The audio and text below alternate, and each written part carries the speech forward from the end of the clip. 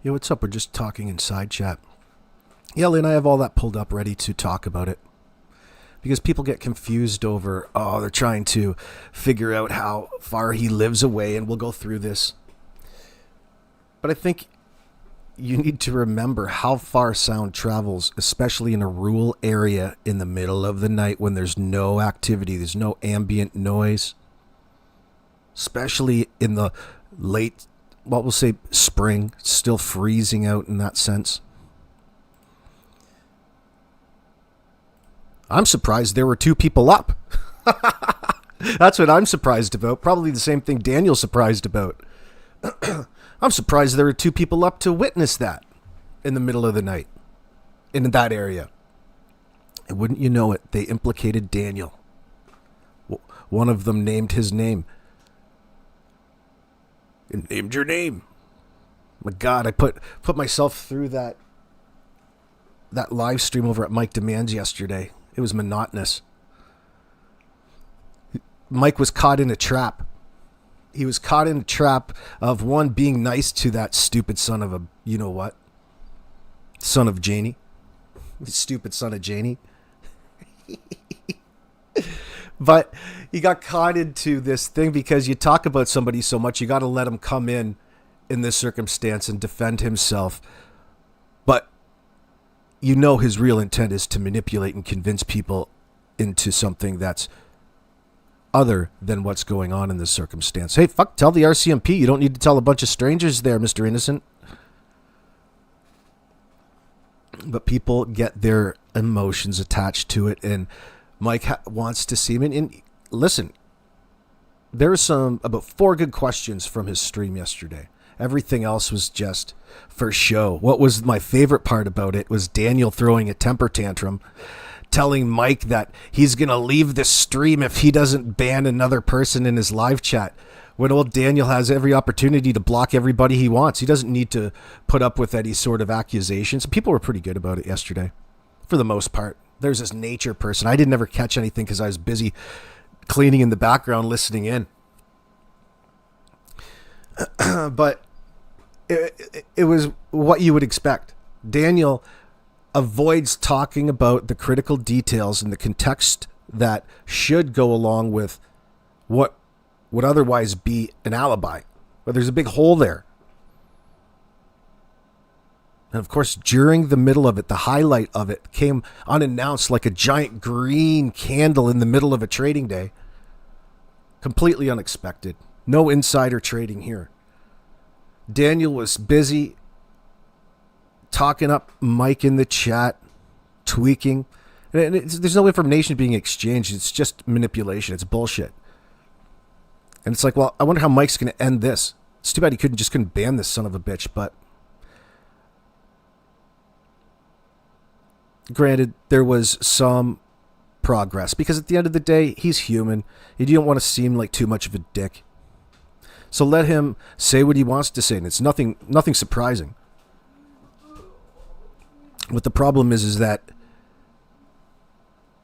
he was showing his diva self in that sense, and it was kind of entertaining. It's still there if you want to go check it out. I was thinking about maybe doing it later on. So, where were you when the news broke? I was in Mike Demands live chat. Let me switch it up. Let me see. Oh, my lights are on. Sorry, guys. We just woke up. Hello, everybody. Let me see. I was over listening to a little bit of Derpwood. Now it's funny, considering some of the stuff that's written in the papers. First off, there's something that you probably haven't heard. Hold on. Let me get myself together here. Let me see. Usually I come prepared. I am somewhat prepared. They're just not up here. Hold on. How do I do this again? I've got to retrain myself. It's too early. What did I want to pull up? We can start there.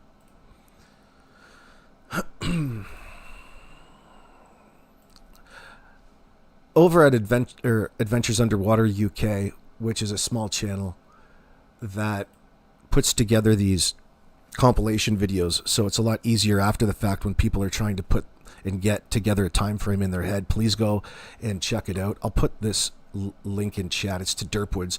It's not this link for any particular reason other than to get you over there to Adventures Underwater UK. So click that if you haven't already. You probably are well aware of them already if you're in this chat. But for those that come across this in the future, take the time and go over and subscribe. Now, do you know where this is? Let me fix this for you. This is, how should I frame this? There we go. Let me get this framed up so I can switch screens. This is out on Garlock Road. This is Daniel's property. Okay. Now let's scale out. Actually, probably this is a little better. You see that there's elevation. You see off on the horizon how you're looking at the tops of trees.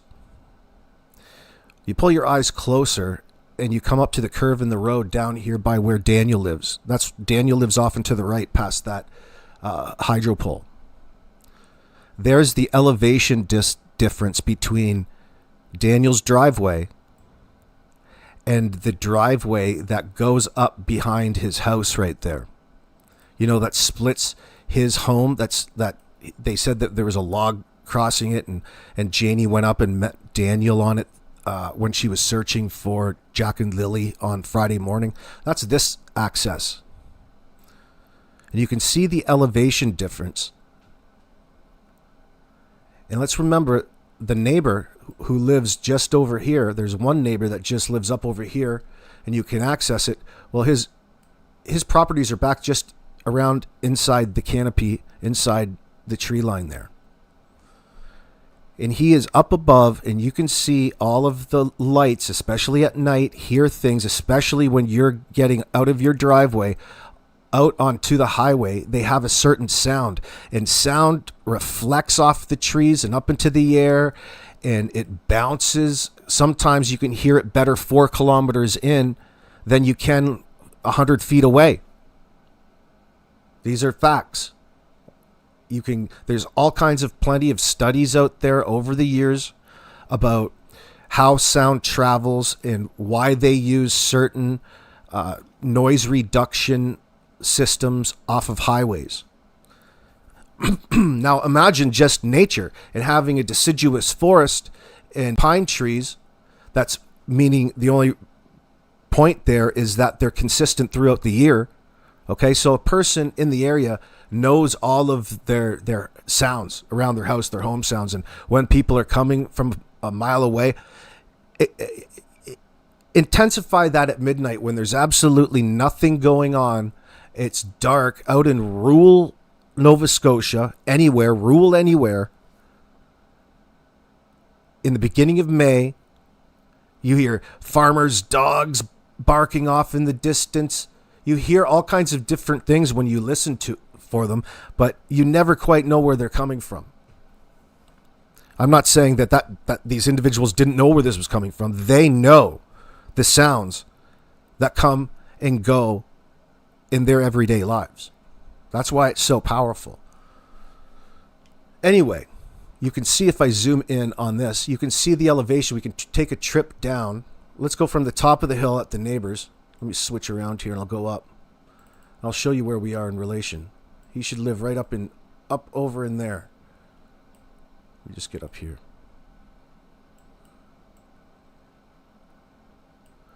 Google Earth messing with me.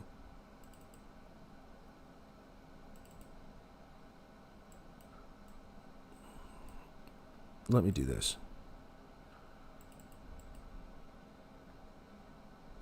Right here, see? Let me see. Let me switch it around. So we were just right there, up around the bend, on the top, going up this hill because it's curving up around an elevation there.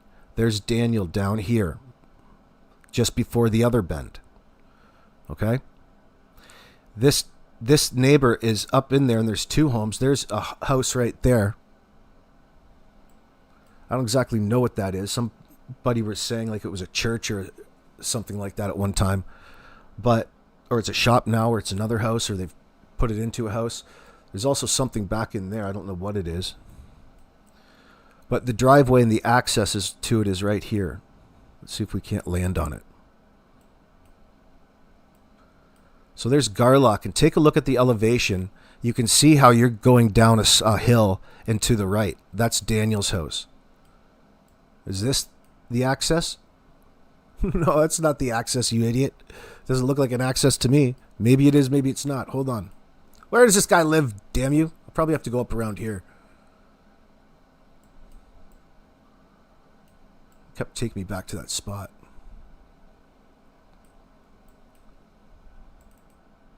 Keep going, keep going. There's something here to the right. What is this?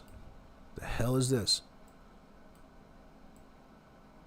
Ooh, maple syrup. Lansdowne Outdoor Recreational Development Association.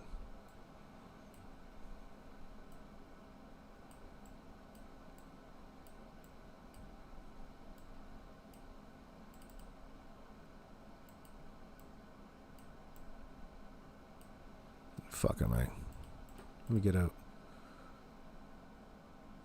Oh, we're long past this dude's house. How the fuck do I get up there? Maybe it is that access that we were just at. But he lives back in here. Is it somebody's cottage? Or is it somebody's actual house?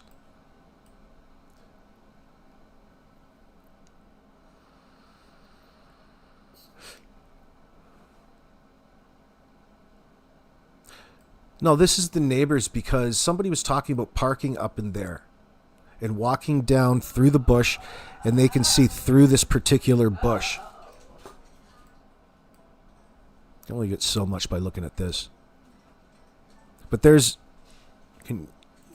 Jack and Lily's right there. What's up, sweet tea? So the point is to give you a feel for the elevation and how you can see in such a distance, a short amount of distance, say a difference of 30 feet or a difference of 20 feet.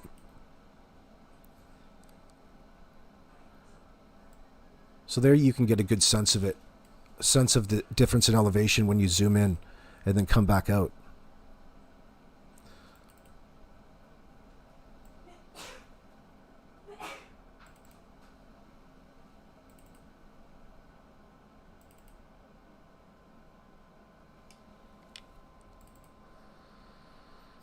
It would be a good hill to longboard down.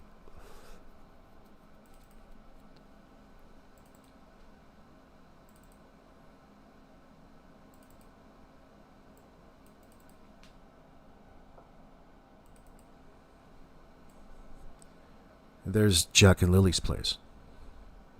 Mind you, this is 2017. Look at how different it looked way back then.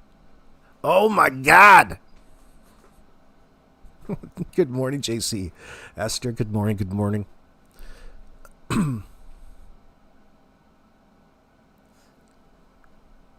What happened? At some point, somebody said, screw it. See that difference in slope, though? You see the slope? Like, their property is at the bottom, really, of a hill. Or part of a slope. You can get a sense of it when you're zooming out. See, right from that driveway, it used to go straight up, and they've dug into it now. And Janie's parked their old RV or living situation back in there. They should just fill it back in with dirt and make like a little earth house. You'd never have to. You wouldn't even have to put a wood stove in there. It'd be so warm in the winter. Put some hot rocks in a bucket, and it'll keep the heat in there like nobody's business. Fucking wood stove. Holy shit, woman. You could you believe it? A fucking wood stove in... You can see, you get wood stove in fish huts. So, I mean, you put a wood stove in a small, 8 by 10, ice fishing hut, as old as it gets freaking hot in there. You've got to crank the door open and practically get naked. It's like a humid 40 degrees in there. It's actually pretty nice when you're fishing.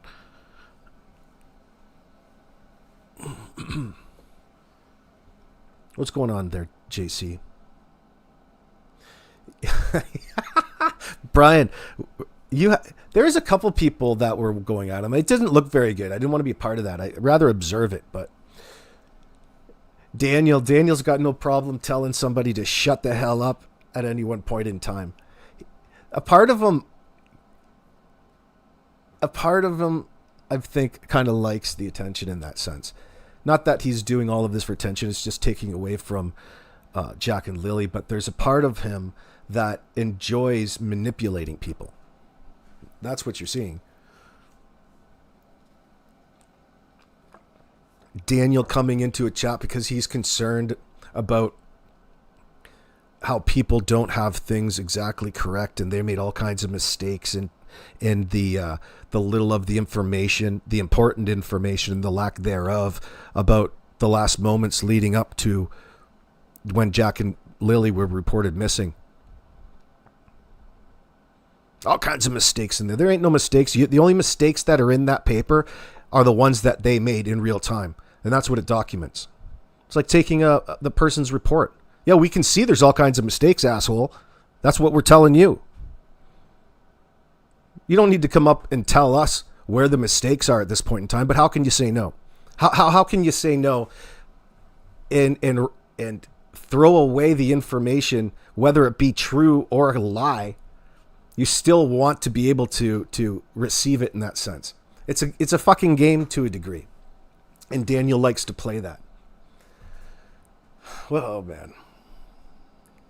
And you got a good sense of that with Mike yesterday. Mike did a great job. Really good job.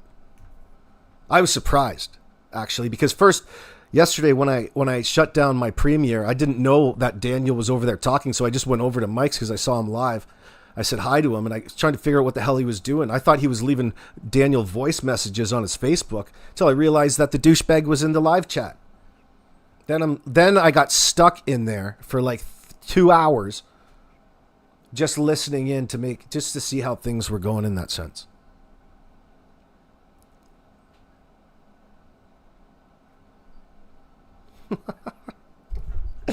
Oh, Jesus. I didn't envy Mike's situation at any, but you have to roll with the punches, and he did a good job.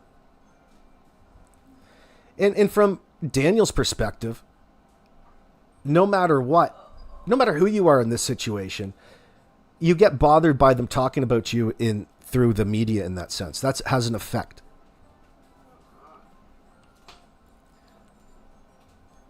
So it's an easy place to hide under and claim that you want to straighten out any misconceptions in people's opinions in that sense. Well, in reality, what the hell does he care what a bunch of weirdos think? He cares a whole lot, apparently.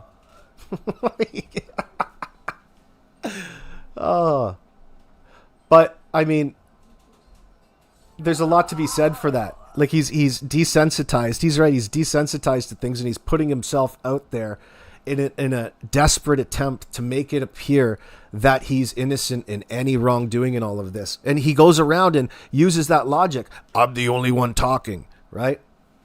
So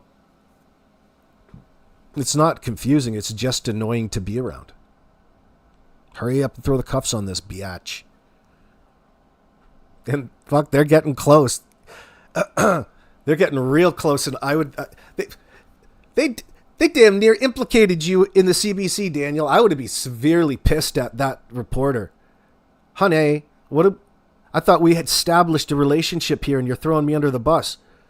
For a moment there, it was looking like this wasn't going anywhere. Like it or not, when somebody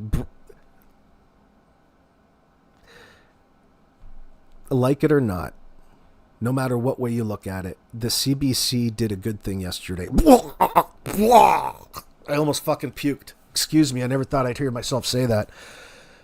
Or maybe I just grew too biased against them. Sometimes you just hang on information that comes your way and you react to it. Good on the CBC. They deserve it. Holy shit. You knew damn well, and you can always get a sense of what's going on by the videographer or the person holding the camera. You know, in these circumstances and what they're focused in on and how they're focused in on it. Because at the end of the day, it's an opportunity to observe the suspect in questioning from a distance from the behavioral sciences little group that they formed there over this case. And look at how Daniel acted. Look at how Daniel acted after they told him that he passed the polygraph test. It's like he was elated. It was elation.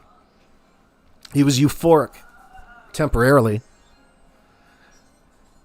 You know, it's amazing how somebody could misinterpret the purpose of the test in the first place as a blanket attempt to only appear innocent to a bunch of strangers.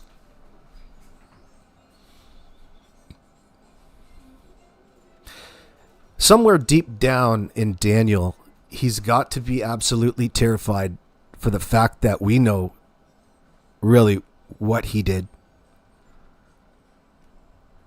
And if there is one, there's probably a lot more, and the suspicion that grows on him affects him deep down. And it forces his lies and deception to a degree. He's terrified. He'd rather be locked up.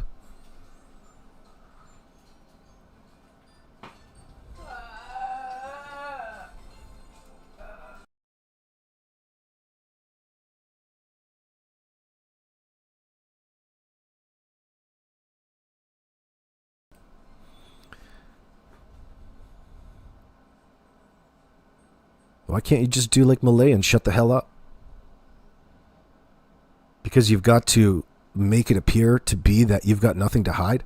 Dude, you've got nothing to say. Well, there shouldn't be anything to say though, right? Because it was just an ordinary day, just like any other. Nothing worth remembering. That would constitute most of your fucking life then, pal. I don't want to live like that, even though I probably do, and most of us do. That's a kind reminder, a gentle reminder to get out there and live your life a little bit. Smile sometimes. When's the last time Janie smiled, I wonder? When's the last time Daniel has smiled and had a good time? You've got a lot on your heart.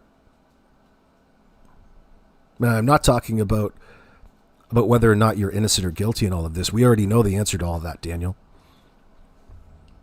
We're not even playing with you.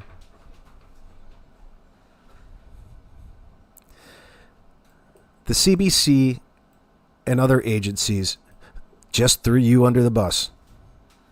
And your fucking buddy Derpwood, they destroyed him in just a single sentence. Oh my God, we've got to read this shit. We've got to read this. Actually, before we do, we can go the other way to the train tracks because they mentioned the tracks, okay? They mentioned the tracks. We'll just drop down there and you can see what it looks like. So, just a reminder, that didn't go as expected. I thought you could see the neighbors a lot more clearly from the road, and you can't, obviously, in this. But you can see it from an overhead view. This is looking south, is actually north on this, but we'll turn it back around to where you're used to looking at. So during the CBC interview, they mentioned, this is really the same map that they used. Whoops, wrong one. New Lairg is right here, and the New Lairg Road is right here. And for some reason, the eyewitnesses mentioned he could hear it as far as the New Lairg Road. Now, people, when you look at this overhead map and you're trying to imagine, boy, he just lives too far, you're listening to Daniel, there's only a couple roads within this whole area. All of the vehicle traffic is going to be centered around Garlock Road, and you can hear the difference between tire noise on pavement and then tire noise on gravel and the sounds that accompany it at any time of year. Okay, this isn't complicated, and it's not drowned like in the city with road noise. Quite the opposite. You can hear for miles and miles and miles. Kind of like a song, isn't it?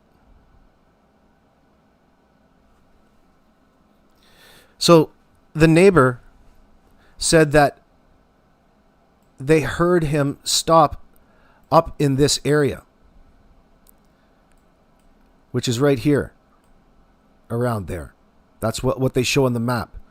This New Lairg Road that's kind of snakes up in around up over here, and wouldn't you know it, I've got 4 place markers there that I transposed over from there's an abandoned mine maps on a particular website, and it shows these are the closest ones, and they even mentioned these mines in some of the articles before, because this has to be one of the ones where they've already pulled the body out of not too long ago.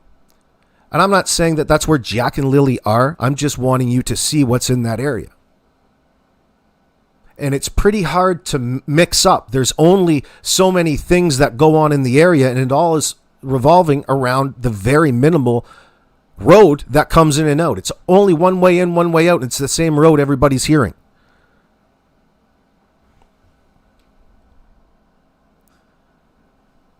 In this circumstance.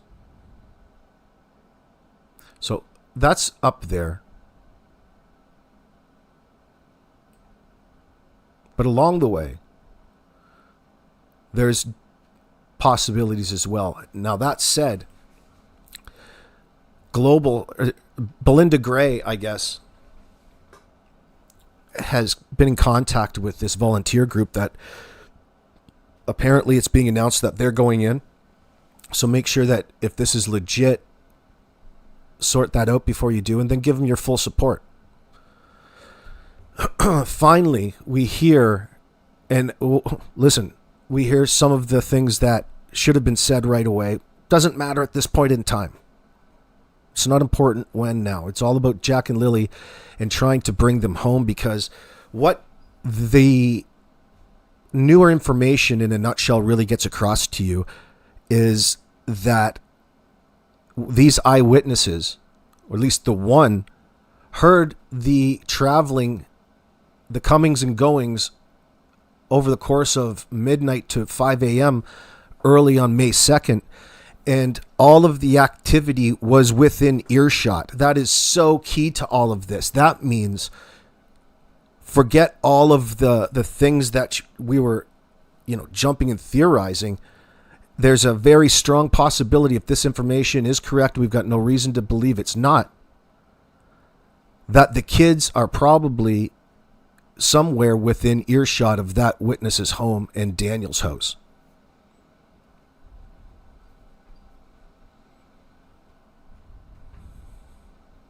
I believe that stronger now than ever.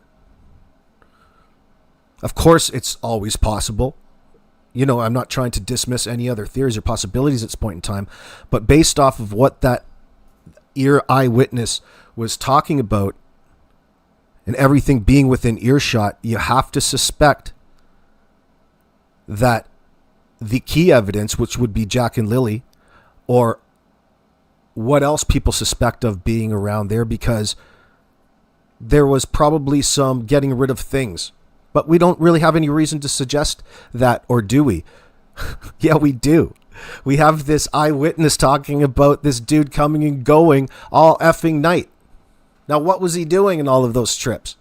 Was he going back and forth between his house and Crazy Earl's? Strong possibility. Anyway, hold on. We'll talk about that in a second. I want to talk about this volunteer group. So this group joins the search for missing Nova Scotia siblings, Lily and Jack Sullivan, of course. So a volunteer missing persons group is joining the search for Lily and Jack Sullivan, a pair of siblings who disappeared from rural Nova Scotia more than 5 months ago. The ideal solution is we locate them, said Nick Oldreeve, a co-founder of the not-for-profit group Please Bring Me Home. Hey, at least it doesn't say Ernie Shell. Goes on to say, we got to find these kids. Oldreeve says the group's goal is to shake the tree when it comes to the investigation. Mr. Oldreeve, You're going to have to contact Mr. Daniel Martel before you do any searching, upon his own request, of course. Daniel's walking around encouraging people, even on the news, to contact him first if they're going to be going in doing any searching on foot. And don't go here, don't go there, because you're going to piss people off, and I warn you against it. He was in Mike Demands yesterday warning people of that, of course. Contact me first. How about we not there, Tweaker? Why don't you go for a shave and check yourself into rehab? Hide away for a bit. Shut your mouth. Let's see. Goes on to say, the RCMP said their Northeast Nova Major Crime Unit is still following up and assessing more than 860 tips. Oh, well, that's 40 less than the ones that you listed before. They must be really working hard. 8,060 video files and forensic testing. 8,061 now. In September, 2 RCMP police dogs specifically trained in detecting huge douchebags were brought in to search a 40-kilometer area near the children's home last week and only found Daniel. Old Reeve says his group has only been involved in the case for about 5 days, but adds the children's paternal grandmother, Belinda Gray, first contacted them way back in May. So, what's that? What are you saying, Wolf? A.B. Kent's mad, you and he's blabbing. Ken, are you mouthing off about me, boy? Doesn't sound like you think he would be celebrating right now. Oh, Ken, you and the psychics coming after me? Please don't start a campaign of disinformation against me. What would I do over here? What would I ever do? Please don't talk bad about me, Ken. Oh, you're really forcing my hand. Wolfie, you don't believe everything that you hear and see. You're talking about Daniel Silver. Daniel runs the Visitor Center for Nova Scotia. Is he handing out pamphlets?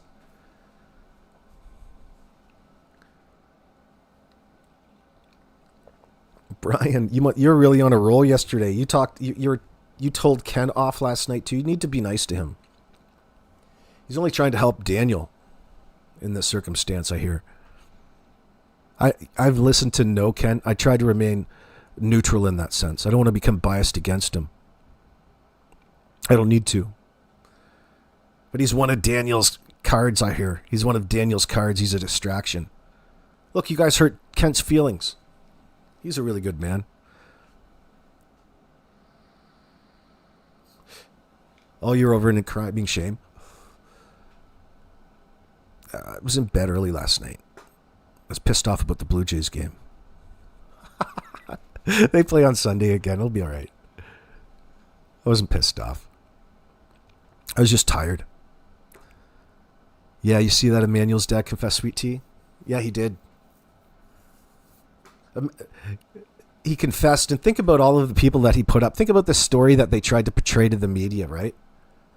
Daniel, does that make you nervous? I wonder.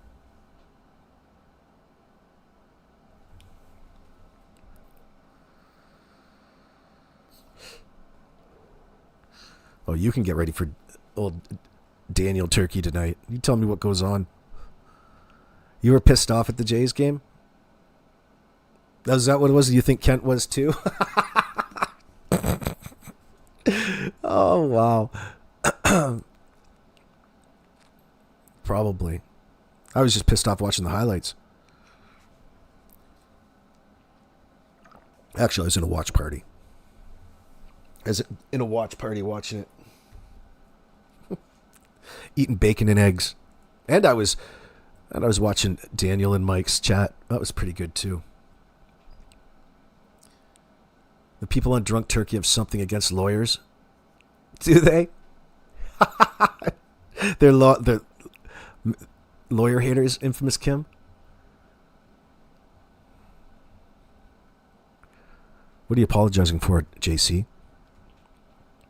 If Malaya provided a recording conversation, yeah, that's another thing, Julie Turner. If Malaya provided a recorded conversation to law enforcement between Derpwood and Patty, which party consented to it being recorded? Well, it doesn't really matter. It was a recording of a recording, actually. It doesn't matter to me. Derpwood was insisting on, it was a conversation that Derpwood was calling Patty to gaslight the shit out of her. Malaya recorded it, then sent it in way back in end of May, beginning of June. I think we heard that story, but we can't verify it, right?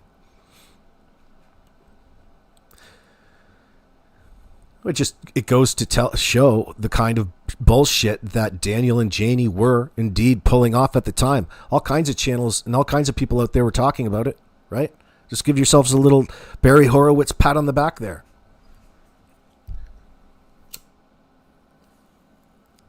Oh yeah, JC, Derpwood got completely destroyed. They destroy him in this paper. He got confrontational with the RCMP. He was demanding the RCMP tell them about their investigation and got confrontational. Holy mackerel, is that funny? That's some of the funniest stuff, because just where it leaves your mind. It's like, I wonder what that looked like. I wish I could get the body cam footage of that. Holy shit, at some point in the near future, it's like getting ready and excited for the next big feature film in that sense. Oh, wow. You know, only this is way better. This has a slice of reality to it because you get to see Derpwood melt, but he'll have all kinds of little justifications.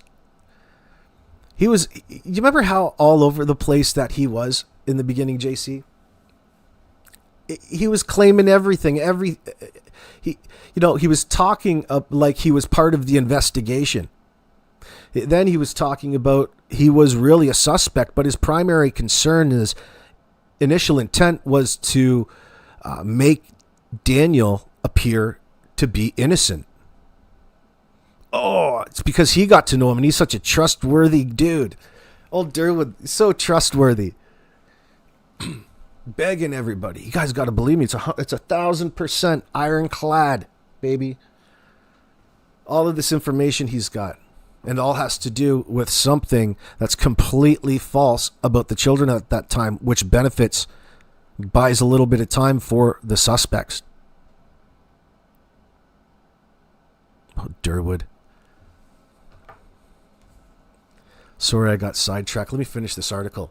This Oldreeve says his group has only been involved in the case for about 5 days. Well, welcome aboard.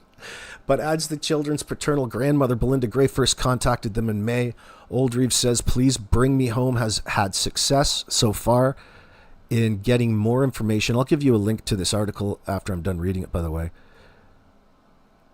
Oldreeve says, Please Bring Me Home has had a success so far in getting more information out publicly and circulating a statement that they say is from Lily and Jack's mother, Malaya Brooks Murray. Oh, are you sure you're responsible for that statement? Now we know who helped write it. In this statement, she writes, I will never stop searching for my children until they are found and brought home safe and sound. Someone somewhere knows something like you, so please bring my babies home. Malaya, you know something about this, honey. The RCMP told Global News it is aware of Please Bring Me Home's plan for an independent search. You could really go out and do an independent search now with the little information that's out there in this new unredaction, the unredacted portions of the earlier paperwork. The initiative is being organized separately from our investigation, wrote Nova Scotia RCMP spokesman. Hey, now we know why old Earl was so pissed off when Tint parked outside his house. Man, did you steal them there, kids? Holy hell. Brian, are you going to go headhunting? You're going to call Derpwood out next time you see him on the live? Make sure it's the right Derpwood.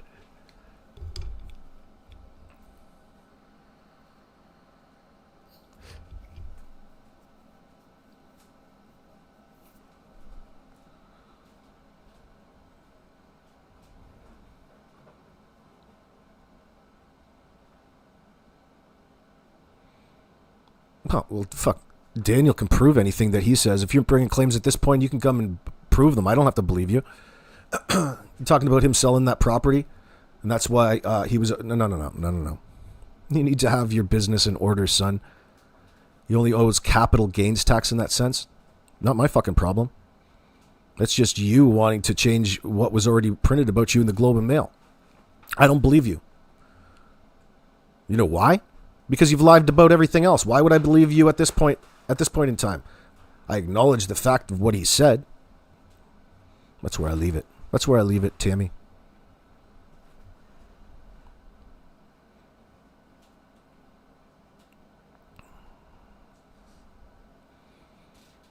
If you sold a property and you had significant gains and they taxed you on it, you would be not living in a shitty old rundown fucking trailer, pal. Okay?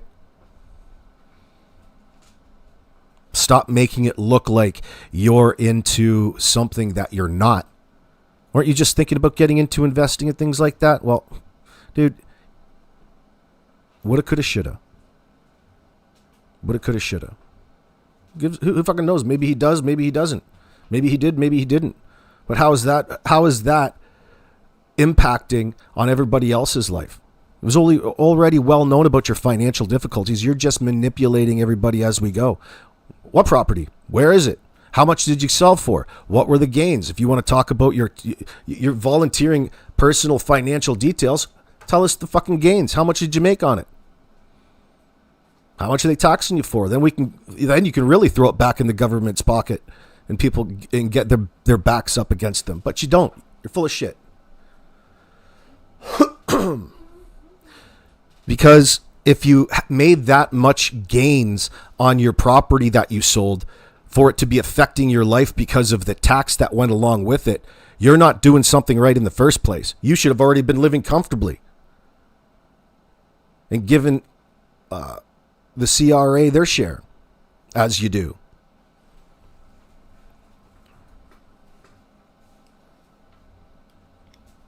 So it goes on to say, although MBM has confirmed authorship of a written statement, we cannot verify the accuracy of the version currently circulating on social media. In the meantime, Oldreeve says his organization is encouraging people to come forward with tips and is considering planning a physical search in November. He says it would most likely be a search of waterways in the area. It's really difficult because we've seen everything be thrown into this area for searching, he said. But it was just an extra layer of precaution to make sure that Lily and Jack weren't underwater while searches were happening. That's a good start. That's a good start. Make sure you get everything on camera. Post it.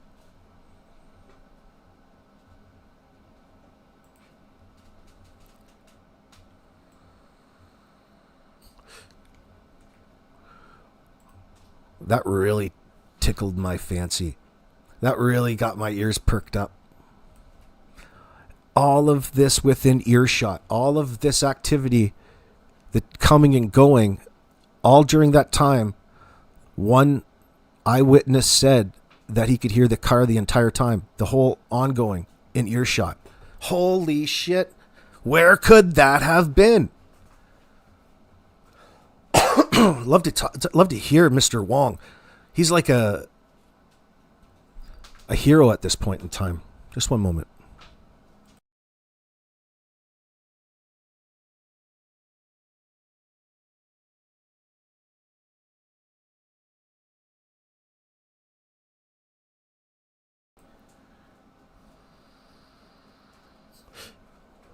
So all during yesterday's, you can scroll through Mike Demands yesterday and get a good sense of all of the things that old Daniel was avoiding and really answering to. And it was it was the same old thing.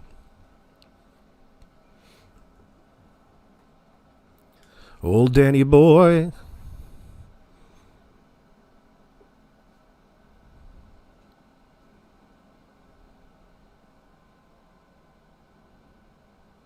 These people are pissing me. The hall. What are you saying, Kim? Oh, don't worry about it. Don't get too hung up about these lies. It's what social media is for. There's a purpose to come here and spread propaganda.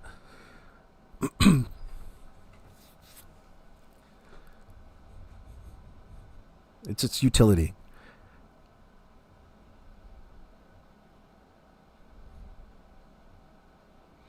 Tammy, Julia, you agree to breaking until they are charged, then it's the blame game again. Well, listen, people argue over the dumbest things every step of the way. Seemingly. Really, we're getting all the answers at this point in time. Things are being affirmed for us. We can go to the next level of speculation. Don't worry, Daniel will still be right there denying. He'll be. What else would you expect? Listen, everybody's got it wrong. The paperwork has it wrong. It's all the times in there are off. The dates, don't you see?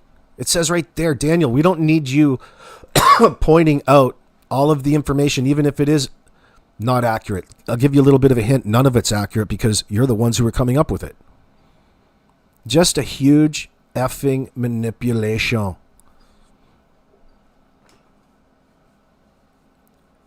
Tell it to the fucking judge, pal. Don't tell it to us. Tell it to the cops. Go get the RCMP to clear your names.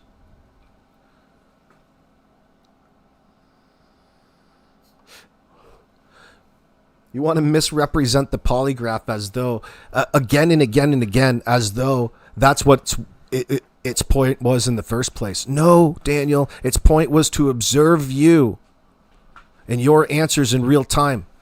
They didn't have enough to do anything at that point in time. You can deny, you can lie. They'll just tell you passed. Pass, fail. What is a pass and a fail on a test like that? No such thing. There was an opportunity to get a baseline from you. A baseline is important regardless, but considering where we are now with how he acts in front of... Yeah, you can go ahead, Chair. How he acts in front of the camera and the utter bullshit and lies that he comes up with, it's fairly clear to see where the responsibility lies in all of this.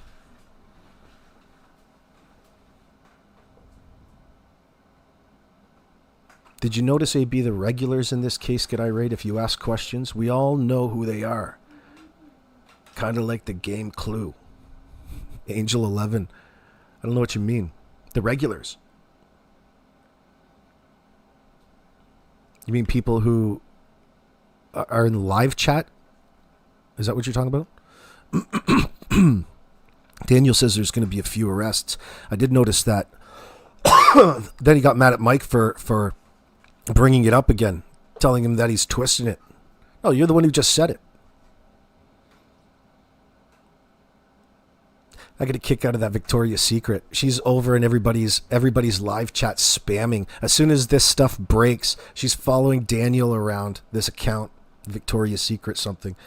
And she's spamming that. Oh, it just doesn't make sense that Daniel would have been driving around, just spamming this nonsense.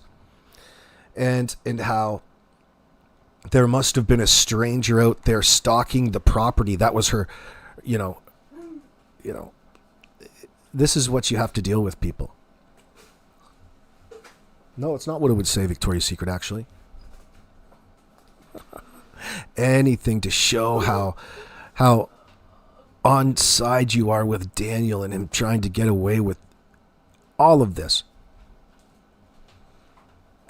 Like, are people really that stupid? It's hard to believe. It's not about whether or not they're right or wrong. It's more about their narcissistic tendencies and need for attention and need to stand out in a crowd and to have their say and gather it and garner attention. It's annoying. Fuck, I got no problem just straight out banning them. At this point in the game, I've been around so long, OG like, that it doesn't matter because there's always new, more interesting people out there. You don't need to be hung up in people wanting to come forward with the most ludicrous alternative that is more sympathetic to the suspects in this case than anything for a reason. No, I just straight ban them. Fuck you.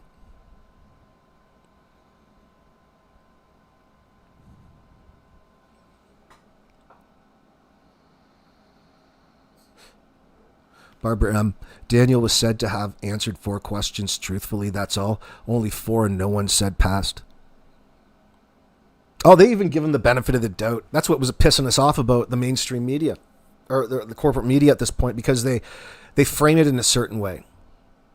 And if you're going to, the easiest way to remain neutral is if you simply, in a statement form, paste 2 of the things. And it was this statement. And it's a blanket statement that's more personalized and based directly to the test, more so than anything else going on in the case. You know, based upon this, well, of course, it's your first polygraph. It's all of this. It doesn't matter. It's being used in conjunction with a bunch of other methods to determine the best course of action. Shit, they didn't have to pull out all of this to know that Daniel's full of shit.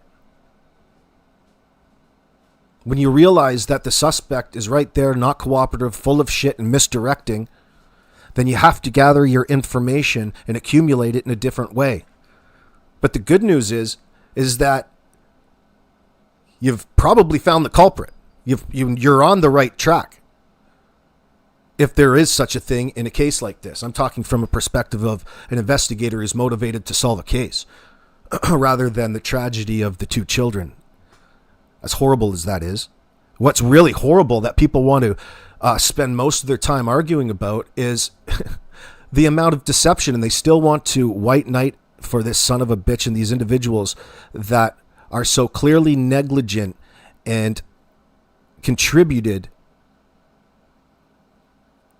to an abusive environment. That's what should be and can be the prime focus. But is that mean?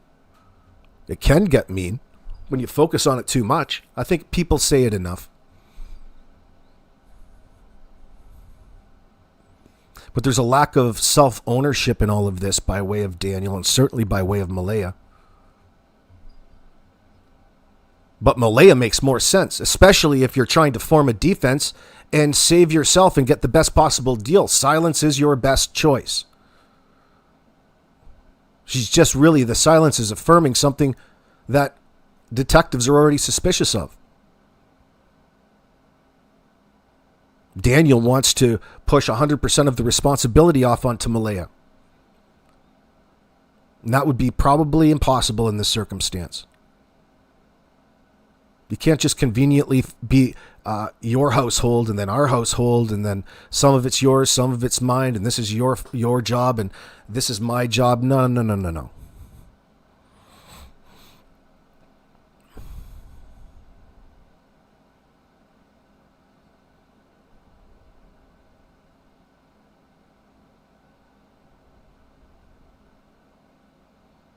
Darlene, you guys are...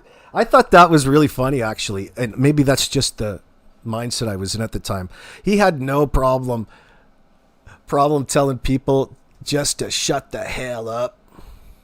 You know, there's no answering questions in that sense. Not like he's here really to do that. He just wants to be acknowledged in people's live chats, that he's there making an effort and he can make whatever effort is up that suits him the most.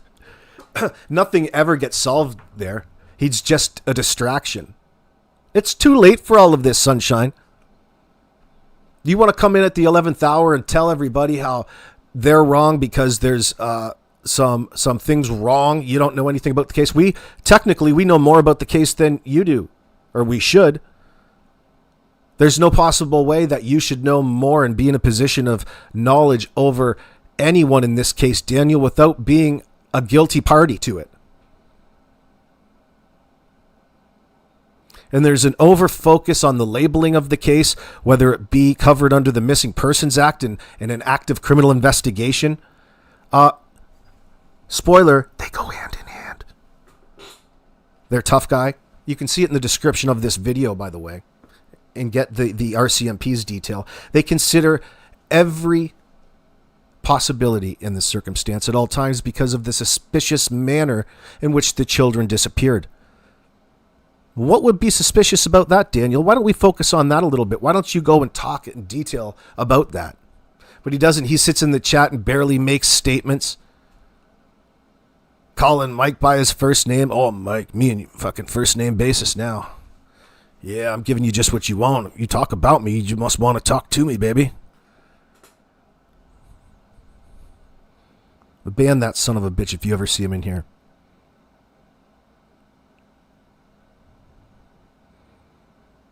Yeah, Stuart. Well, I don't know if they're buddies anymore. I don't know if they consider them buddies anymore. What does this say?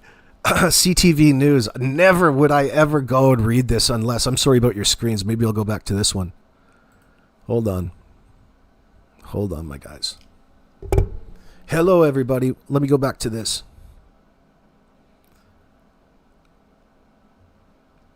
So it goes on to say... I'm taking this halfway down the article. Police say Smith told him that the vehicle was on Highway 289 and turned around by the railroad tracks near the end of Garlock Road and Lansdowne Station Road. Oh, so really we can get close to that. Police say Smith told him the vehicle was on Highway 289, that's Garlock Road, and turned around by the railroad tracks near the area of Garlock Road and Lansdowne Station Road, Lansdowne Road. Let's go take a little boo. Right about here.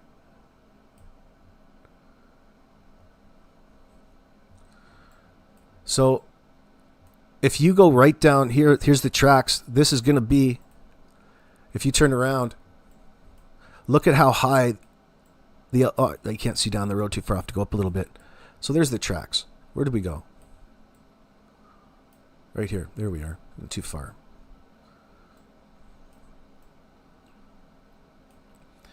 Turn around down here. There's the road. You could turn around down here. You could go straight down the road. Down there's where Earl Martell lives.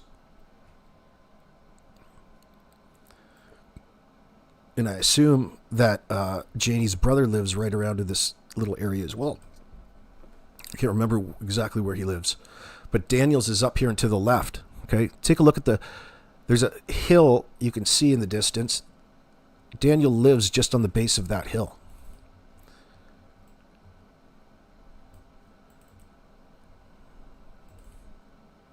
What does that say there? Lansdowne Station Road. Right here, this one to the right. So we heard the railroad tracks and Lansdowne Station Road. Now they also go closer to each other, just the other side of this bush, but we can't go and see this on the ground. We just are able to stay on Garlock. So that's Lansdowne Station Road right there.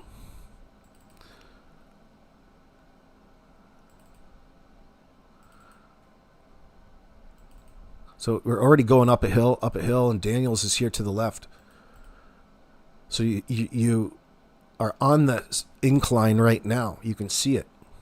So the people that saw him live further up and see down over an area that looks over Daniels.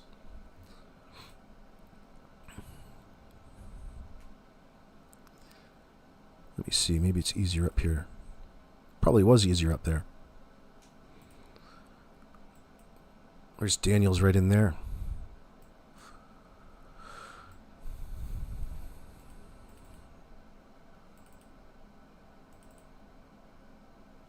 Probably see a good picture of it right here. Yeah, and the road's dug down in. You see how the bases of the tree, there's a bit of a hill going up in there. The hill's to your left.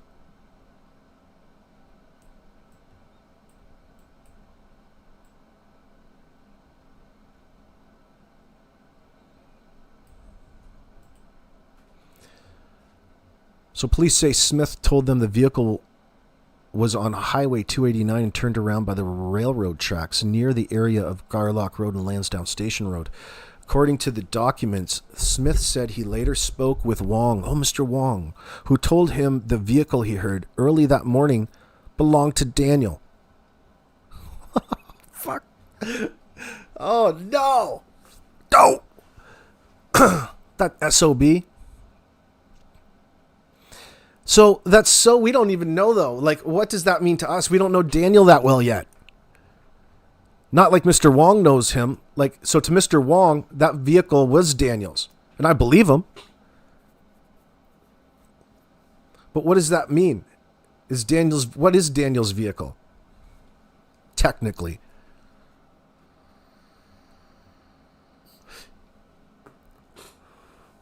According to, let's see, Smith said he later spoke with Wong. She told him, or who told him, that the vehicle he heard early that morning belonged to Daniel. Smith said Wong told him. Now the neighbors are talking together. Smith said Wong told him he had heard the loud vehicle come and go 5 or 6 times that night. The documents do not indicate whether anyone else reported hearing the vehicle. Janie heard it, I bet. They indicate Brooks Murray told police she tucked the children into bed by 10 p.m. The night before they disappeared, Martel told police he thought he went to bed fairly early that night. So they tell police that the kid's normal bedtime is 7 p.m., but for whatever reason this night, she got the kids tucked in at 10 p.m. It was 9 p.m. at one point in time. 10:30 it was brought up. The night before they disappeared, this is the Thursday night that none of them really want to be accountable for. Simply 12 hours before they reported the kids missing. The night before they disappeared, Martel told the police he thought he went to bed fairly early that night and didn't wake up until it was light the next morning. What's fairly early to a tweaker? Oh, by the way, he was really sensitive. He wants everybody to know that there was no rugs in the trailer at any point in time. So don't even bring it up to him. Well, why don't you bring that up to your Narcotics Anonymous meeting there next time instead of us? We don't believe you, motherfucker. We don't believe that there was no drugs there and drugs weren't a factor and a contributing factor to the environment or the kids going missing. We believe Haley. We believe what she said. But you admitted to it all. And more importantly, Malaya identified you as being an addict, and there's Wade as a corroborating witness to all of this. Why are they protecting your addiction? I'll never know. They really aren't. It's just that we forget that we're not the RCMP and we're just a bunch of strangers trying to put things together. That's our entitlement.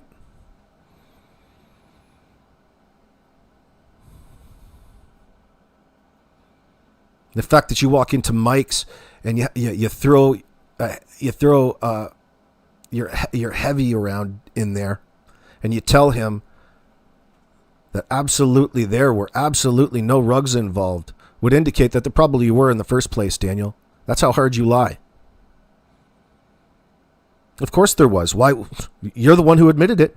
Then you wanted to take credit for being such a wholesome guy that you would be the first one to admit it. Well, give us time frames. Why is Wade saying that you manufactured it, you bought it, and you sold it? Why? What would give him that impression?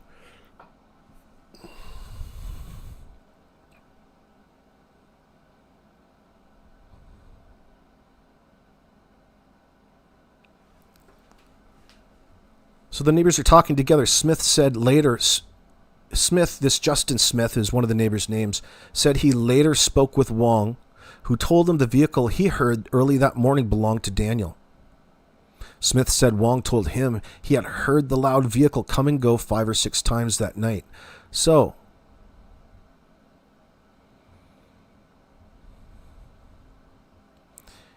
in an interview Friday, Martel claims that, what does that say? Martel said claims that he was driving back and forth late at night are complete nonsense. So they interviewed him on Friday, supposedly, which was yesterday. So Martel claims this to be complete nonsense. Tell it to the judge. My vehicle never moved out of this yard that night, so he acknowledges that his vehicle was there. I wonder what that is. And it never moved out of the yard the following day, he told the Canadian press over the phone. Oh, Daniel was on a roll yesterday. Mike demands, calls from the Canadian press,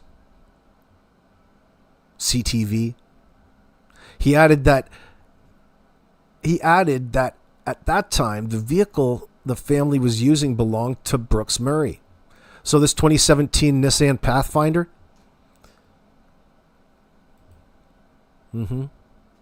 That's supposed to be your car in this? And that was not a loud vehicle by any stretch of the imagination. Well, it is when you have it floored to the mat. Let's see. Martel said it's clear that the RCMP are working hard on this case. Oh, yes, very hard. And he continues to hold on to hope that the children will be found. Do you, though? I pray for the best resolution possible, and that is Jack and Lily are found safe and healthy, and they get to enjoy the rest of their lives. The RCMP said in the documents they had conducted at least half a dozen polygraphs during their investigation. The first two were on May 12th with the children's parents at the detachment on Bible Hill, Nova Scotia. They talk about Martel's polygraph indicating that he was truthful, as did the test for Brooks Murray. Oh yeah, they're just being so truthful. We need more of that truthful information out there, son. Give us some more of the truth there, Daniel.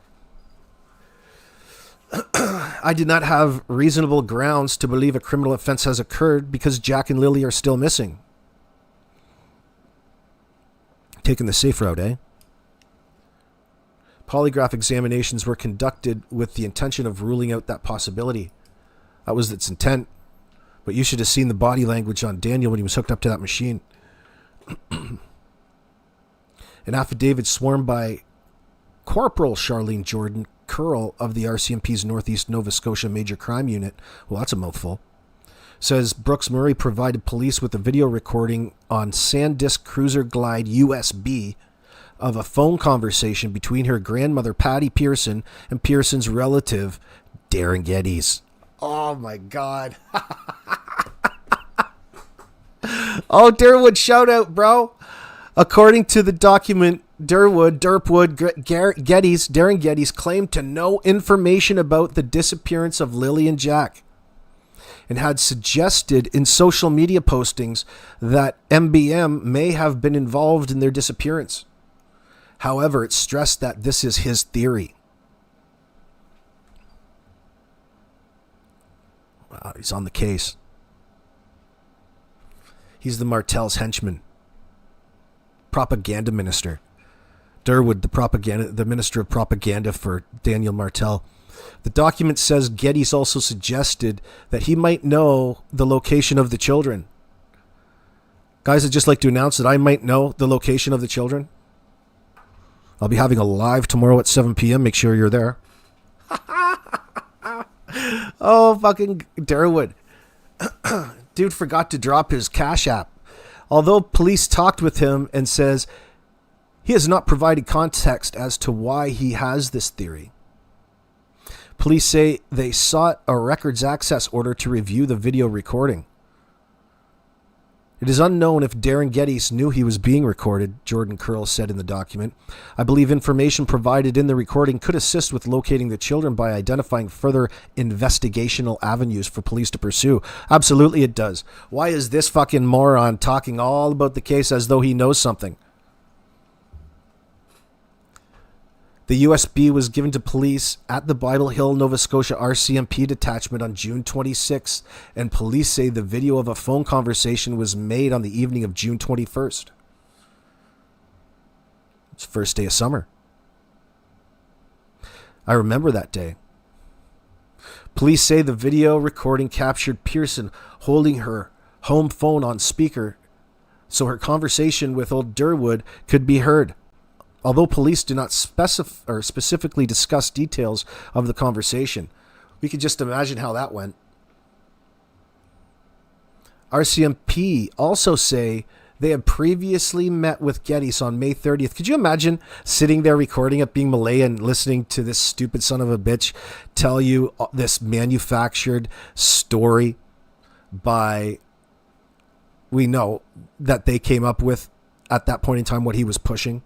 I don't even want to repeat it because I don't want to put it in the algorithm. But many of you were there. Many of you remember. You go back and you can really go back and search earlier, go back to June and search what we were talking about at that point in time because we were calling him out then. Not just here, but many channels. Everybody was. They were united.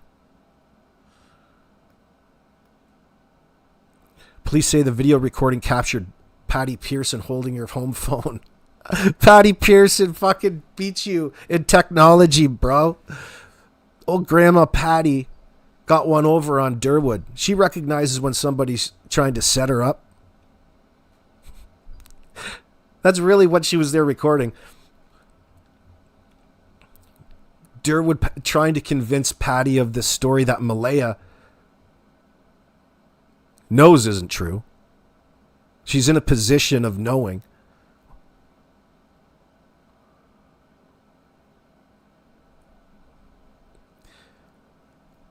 Derpwood is the grand disinformer. He was the conduit between Daniel and Martel, really Daniel and Malaya, now that they were split. Daniel knows Malaya will be over at Patty's. She needs her money. So Daniel needs to get word over to Patty's and in her mind about this new false narrative that they're trying to go with and to play it accordingly. So old Derpwood is just the perfect individual for that, isn't he? Want to hear something that's ironclad there, Patty? You're letting her use your bank card too much. The USB was given to the police at the Bible Hill, Nova Scotia RCMP detachment on June 26, and police say the video of a phone conversation was made on the evening of June 21st. Police say the video recording captured Pearson holding her home phone on speaker so her conversation with Geddes could be heard. Did you get yourself a selfie? Although police did not specifically discuss details of the conversation, we're going to find out someday. There's another piece of evidence we need to FOIA. Freedom of Information Act, please. Oh, come on, Malaya. Drop that. Malaya could drop that if she wanted. RCMP also say they had previously met with old Darren Geddes on May 30th. So May 30th, June 21st. So over that period of time, he was interacting with the cops as though he was in a position of knowledge in this case. And the cops did want to know why. We were in that state of mind. How is the cops not talking to this guy? Can remember us thinking that in the moment. But they were. So RCMP said they had previously met with Geddes on May 30th when he told them he wanted to provide information on the disappearance of the children. All kinds of falsities. But he became, this is my favorite part so far. But he became confrontational and evasive when asked questions. And he wanted police to provide him with information about the investigation.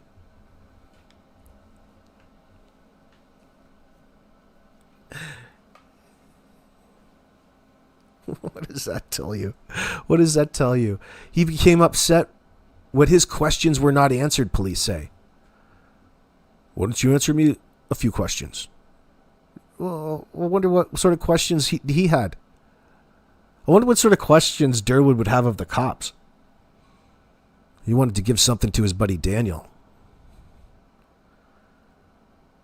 Meanwhile, police say an interview was posted on a YouTube channel related to the disappearance of the children entitled "It's a Criming Shame." The interview is with a person identified as Derpwood O'Grady, whom police believe is a pseudonym for a male believed to be Malaya's grandmother's cousin and is potentially Geddes. In other words, it's Derpwood. Darren. During the interview, the person identified as O'Grady made it clear that he was saying could be wrong and he could be speculation. Police say that Brooks Murray later told them that Geddes uses the name Derpwood O'Grady on social media.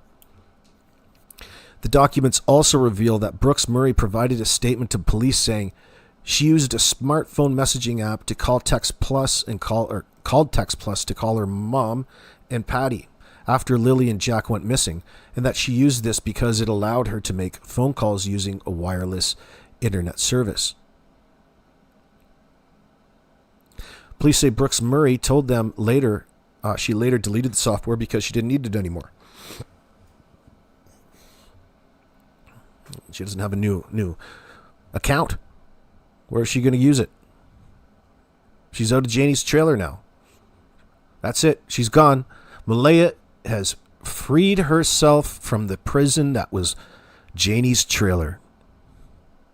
And it had to come at a cost. Police say they requested Brooks Murray records from Text Plus Inc., specifically her records between May 1st and 2nd. The documents reveal that they received results from this request, but other details were redacted. Ooh, wow. That's going to be key. The 828 missed phone call. I wonder how much of that they can get. Like what that looks like.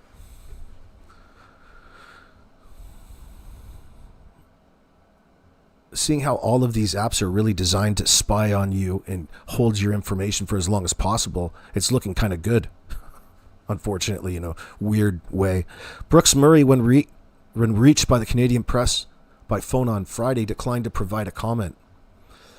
A spokesperson with the Nova Scotia RCMP said the police initially sought to seal these ITOs in full, which is standard practice in sensitive investigations where the release of information could compromise the integrity or future integrity of the investigation. Everybody's information except Daniel's and Malaya's, by the way. Come on now. Portions of these redactions have been removed following the legal challenges brought forward by media organizations, Alison Gerard said in an email on Friday. The remaining redactions reflect ongoing concerns related to privacy and continued protection of the investigative process.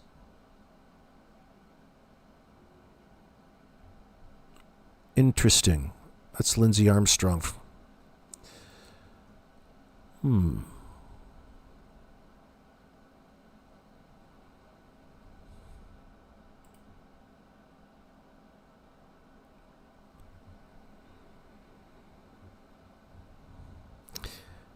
What are you saying, Osprey?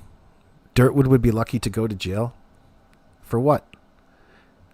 He would get a bed, a roof over his... Oh, you're saying it would be a step up. You know, federal prison would be a step up from the way that they're living in that trailer right now. I guess that's one thing that would change. I mean, that's a bit morbid. I hate to put that against them. Not really. I'm tired of the lies. Tired of the bullshit. But how, from the investigator's standpoint, they've got their eye on the prize. They need to know what happened to Jack and Lily, and they need to know how they're going to get that information.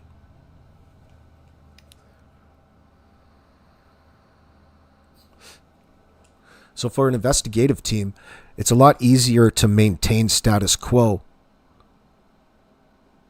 and just sit on it and wait until the right time down the road when more of the pieces of the puzzle fall into place. And you're always thankful for being patient, because in a situation that you need more information in, you know that there's more that is going to come. They know where to look. So, according to Daniel, all of the information out there is just wrong anyway. All of the information that has come out in the case really is incorrect. We've misinterpreted it. And yeah, so that's his defense. He's well ahead of his making his case for, that's one good thing he's going to get out of all this. How exactly and where he needs to defend himself, which is a poor consolation.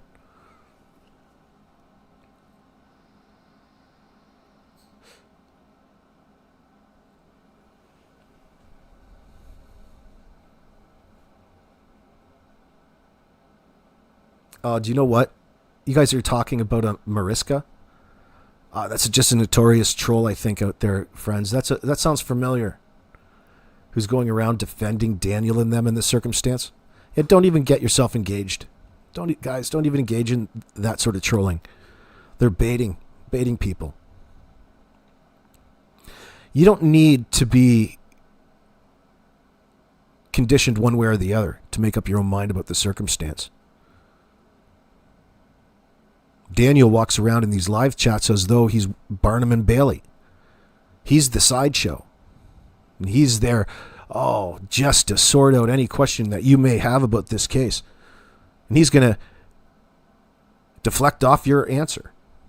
Do a little projecting. Going to get mad at about 30% of the people in your chat. Tell them to shut up. Tell you to ban certain people or else he's leaving. What does that say about the guy? Listen, asshole, you can silence anybody at any one time that's bothering you. Why do you have to incorporate Mike into it? You don't. He's manipulating, testing out his resolve. How else are you going to make yourself look like you're being picked on? You've got to go out there and get picked on.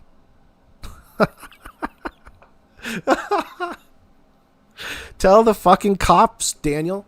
Tell the police there's no need for you to be in anybody's live chat swaying people's opinions about you either way. Aren't you innocent in all of this?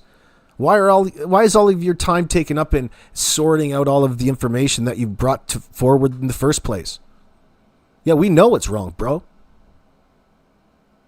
But it's this little bait and switch that they do, is that they're the ones in this circumstance that are suspects, and then when you question them, they want to mimic and resemble just another one of you people. I've got all the same questions as you guys. I'm just like you, and I'm telling you all the truth, and I'm here to tell you the truth. And it was just a normal day. Holy fucking shit. No, it wasn't.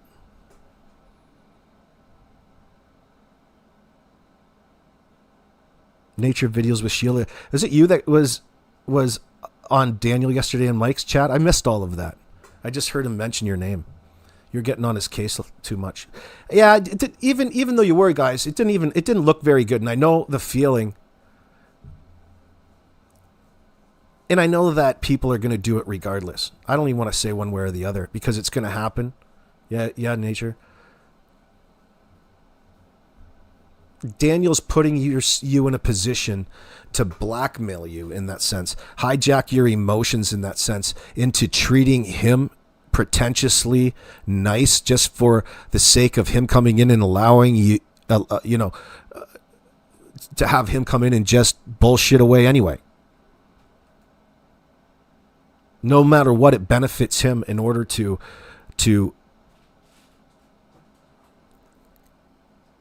deviate or manipulate or try to make false claims. He's got every right to do that, but it's just what it turns into. And it gets monotonous. No matter what, Daniel, you're a suspect in all of this. The fact that you want to imply that you're not is incredibly suspect. It's so bizarre for you to even lack self-awareness enough to own this situation. None of you want to own any of this situation. You want to put it all onto Jack and Lily as though they voluntarily left that shithole that particular day, never to be seen again. Surely you could have come up with a better story than that.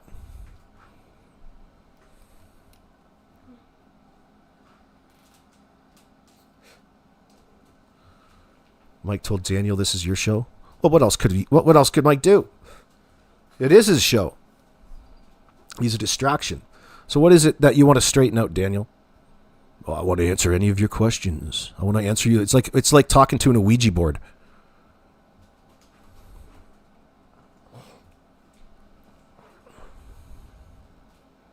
Yeah, I know. Oh, yeah, I know, Brandy. We're talking about that. Brandy and Lindy. Mike was giving him enough rope, if you get my drift. No, that's what we're talking about. We're just talking about how frustrating it is watching Daniel from afar and the sideshow that goes along with it. See, when you can walk around and then there's a sideshow along with his presence in live chat, he can then go and claim how hard, people are treating him or how biased they are towards him. And then people see that and want to come to his defense. It's just the way things go. Groupthink in that sense, right? And he needs to be in it in order for it to happen. Once you get onto this manipulation thing, it's fairly easy. He takes full opportunity. Heaven forbid you say anything profound at any one moment in time. Oh, got all of the he's got such he's so concise in some of the things in his recollection, total recall, and then other things. It's like nothing. Really, if you sat down hard enough, you could put together hour for hour what it is that you did at any point in time. And there's not that sort of timeline out there for police.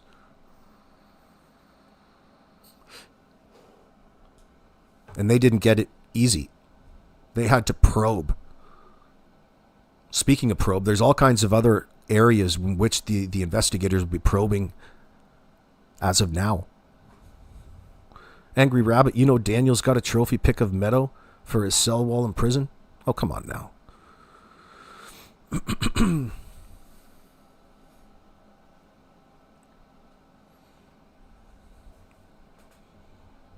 It'll go right down to the end. Every step of the way, he'll be pointing fingers. You know how this is shaping up to be.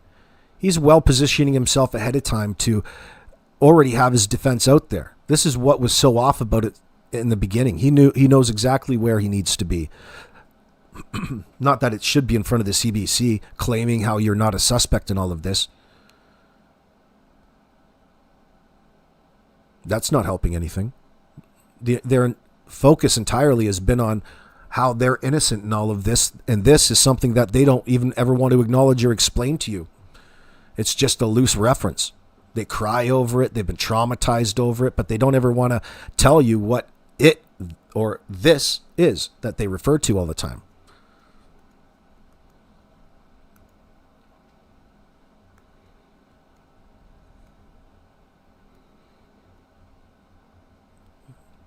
He wants to claim that it's people judging him and all. Nobody knows him. We judge your honesty. And that's okay.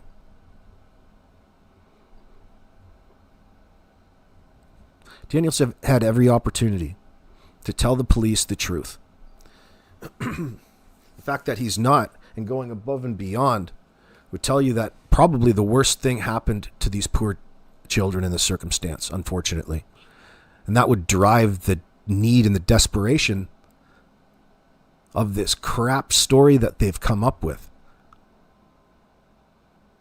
And it's only superficial, purely nonsense is what Daniel says about it at this point in time. What else are you going to say about it? It's just nonsense, not even worth talking about. Of course it's not, but it is. When you've got two different parties, he just shot your entire Thursday night down. There's no coming back from that.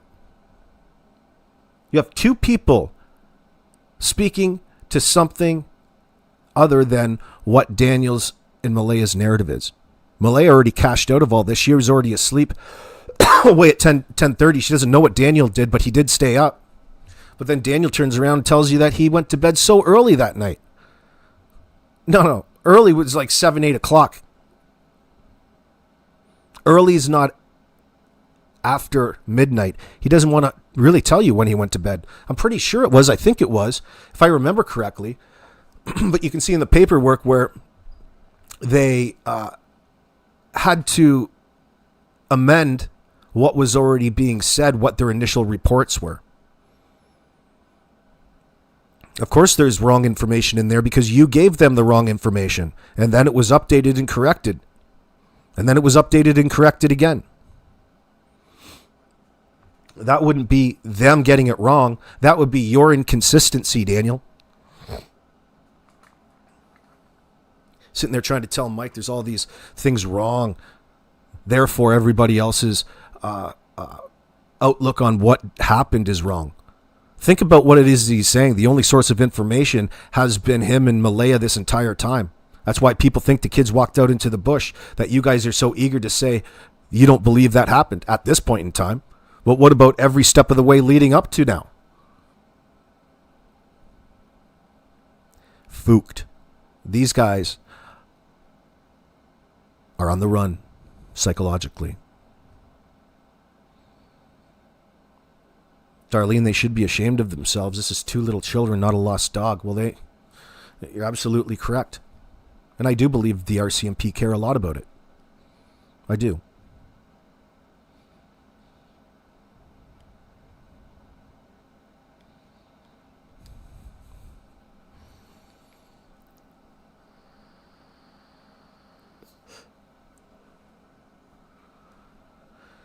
Nature videos. You're talking. I feel Justin and Janie are getting free passes on polygraphs. No, you're looking too much into the polygraphs. Nature. The polygraphs aren't a determining factor on whether or not somebody's innocent or guilty in any of this. It's just a part of a greater process. It doesn't matter what they score it. It's not the Maury Povich show, guys. It's not a pass and a fail scenario. Even though they'll tell you it worked out in your favor, it's like, what is your favor? You know? Don't get that in your head. Understand what it is and why it's being used. When the real value in it, in early on in the case, is to have all of your team who's analyzing his statements, body language, an opportunity to observe the suspect under pressure with the few nominal statements. That's going to be important early on to determine where they're going to go from that point forward. They're not getting any of the factual information. They have to probe and find it. They have since day one. They're not exactly forthcoming. They've kind of fooled you into believing they are because it's the only information they've come forward with. But upon a little bit of scrutiny, there's no context that accompanies any of this timeline that is so filled with holes. Something that's so easy to come up with and talk about has been the biggest challenge for the RCMP thus far. There should be a well-established timeline should this been a legitimate situation. This is what happened, and that's it.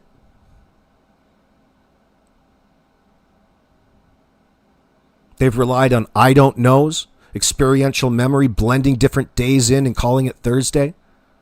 Then they had to probe further and go beyond that because they couldn't be believed,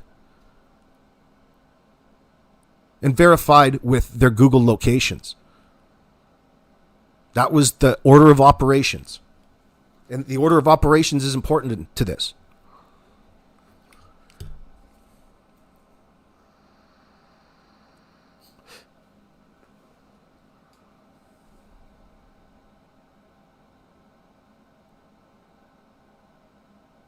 No, Nini, quite the opposite, darling. Nini, weren't you around in Orrin and Orson Welles' case? Really, there's a strong possibility, and they're indicating it through the media at this point in time, that it's going to be really, for a jury, easy to prove that Daniel, Malaya, and there's lies involved early on. And if there's lies involved early on, by the way, the people that were last in charge of Jack and Lily's protection at that point in time, then they're going to be held criminally responsible whether or not they're a body or not.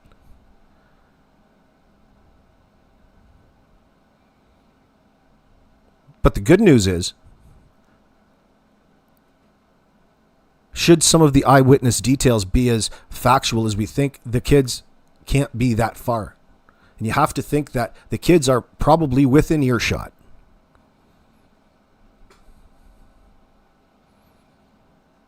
Or thereabouts. So then, at this point, it's worth putting the resources back in to this particular area or these areas based upon further questioning and details that are not going to be included in the papers. At the ones that we see are the redactions, but in the updated as the investigation progresses. Like, that was an important snapshot in time. And it captured how the police came about the information in the moment, and it represents it. It's not wrong. It's only wrong and not factual because these idiots presented the information wrong and not factual. And you knew that right away. Anybody who uses, in a circumstance like this, an excuse of dozing in and out of sleep is not owning the situation, are they? If it was a real scenario, you would be more than willing to own and more, or you would be giving hard denials. You would be committing to things linguistically. You want so bad for them to look somewhere else. Well, say it. And say why. Give people reasons. Every step of the way, they have talked around this scenario, distracted you with where they were standing at any one point in time, as though that's an important part of any investigation. Don't tell me again where you were standing there, Janie. Why is it you were crying? The truth is in there, in their language.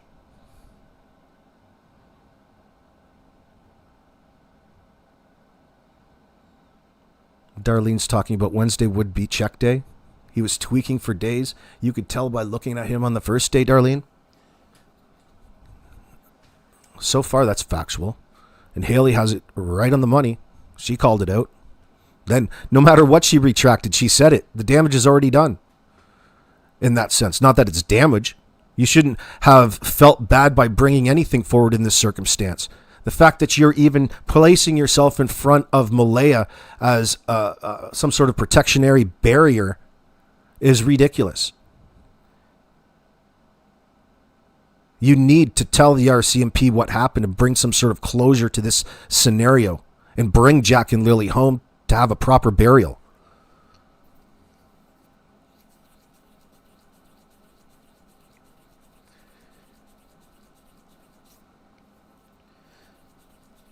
Anybody this possessive and this controlling like Daniel, I couldn't see just uppity throwing something into the ocean. That's never sat well with me in this dumping it into the sea, because you're giving up everything. The last thing that Daniel wants are these bodies to be found, because it will tell investigators through an autopsy exactly what happened, the condition that the kids were in, to what extent, and it'll paint the picture, and that's going to be the nail in the coffin. You don't necessarily need that, but we should talk about it a little bit.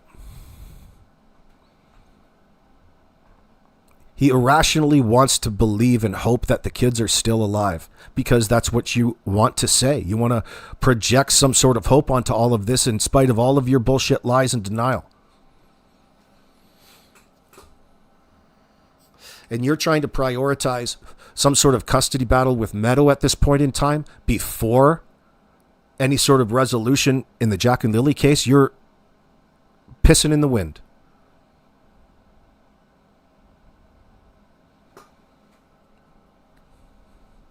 And I mean, Malaya, even though it's okay to have all kinds of personal reasons to feel a certain way, from a legal standpoint, she's doing probably the right thing.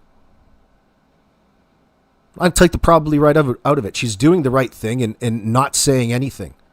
And taking that stance in a situation that they wanted to present to the public like they did looks really bad. And it should tell you that she knows more than she's letting on. When you highlight that with what Daniel's saying, you can get a good sense for what it is that had happened.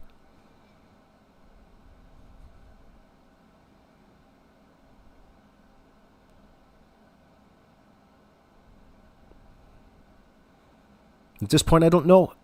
I'd love to know more about Malaya's true feelings about things, but I think that she has an easy way of disassociating herself from the circumstances and is well immersed in that sort of environment right now.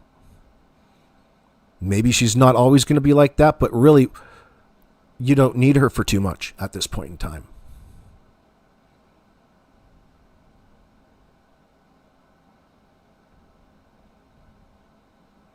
There'll come a time when she's going to be questioned again, and it's going to be in highlight of all of the disinformation that's been propagated by Daniel and his fucking little clan there, Derpwood, Janie, all of the people who need to cover their tracks in all of this.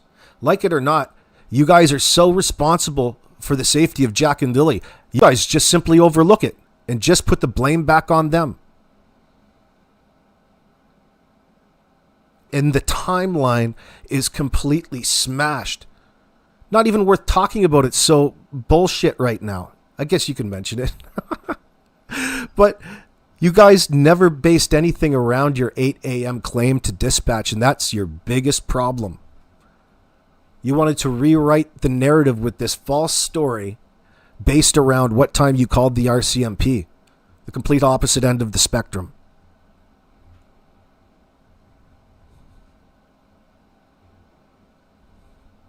JC, you heard the beginning that neighbors heard screaming from there at bedtime often?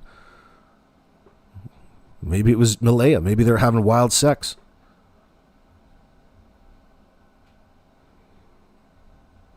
Maybe it's Janie.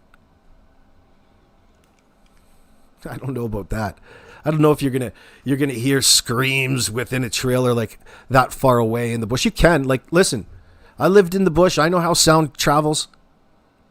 It's not any different. It's just that it's things and white noise that we allow ourselves to close out to maintain our focus every day. We don't take time to notice it.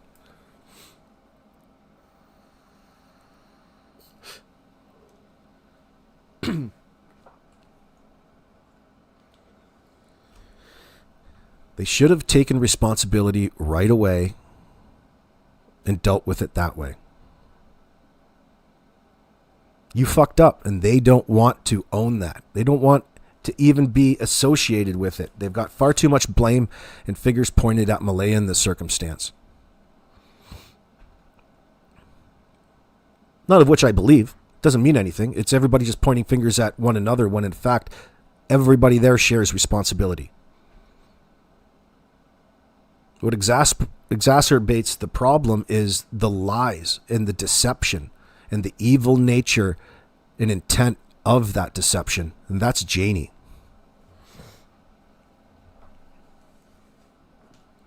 You could have always said nothing.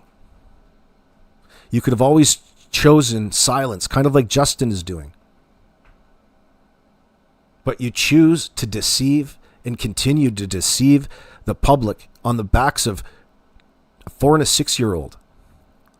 That's a death sentence.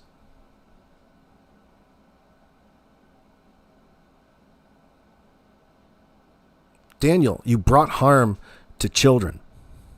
Why?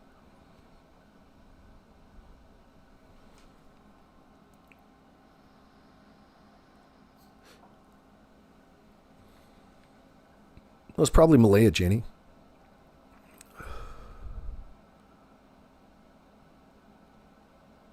Well, think about what you're saying there, Janie Doe. If it said Brooks Murray, Cindy is not a Brooks Murray. Malaya is the Brooks Murray. It's Cindy Murray. It says Brooks Murray recorded it. That means Malaya. Malaya Brooks Murray, not Cindy Brooks Murray. Cindy Murray. Brooks would be the paternal side of Malaya. Yeah, Brian, he's not getting away with it. Not at all.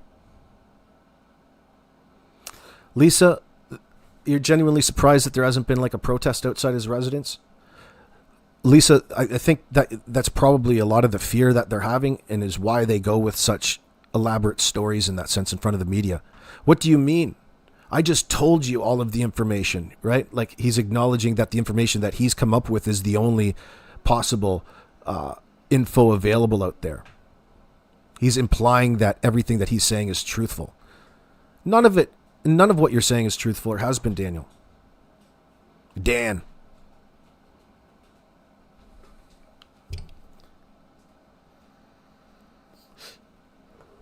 Yeah, well, I'm not too concerned about it, Janie Doe.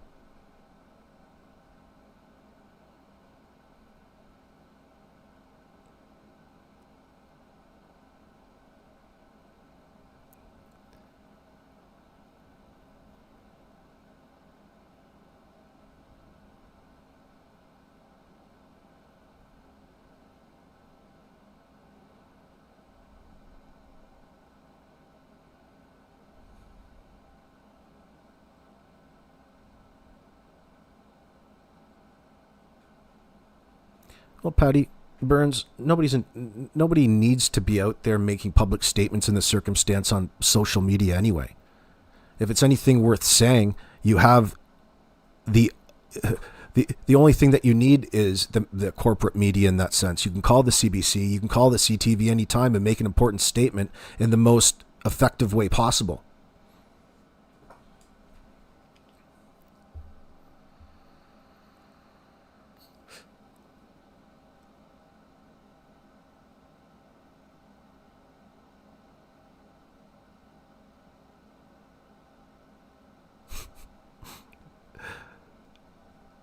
Oh, you're talking about the one party, two party? Yeah. No, fuck. This is Canada, man. One party. You can record somebody that calls into you. Look, they got the option on your phone. Even in the newest updates, I could record anything that comes in. I didn't even have to download a separate app for it. It doesn't matter. It's just Derpwood bullshitting. The cops wanted to know. Here's a recording. Sure, they'll listen to it.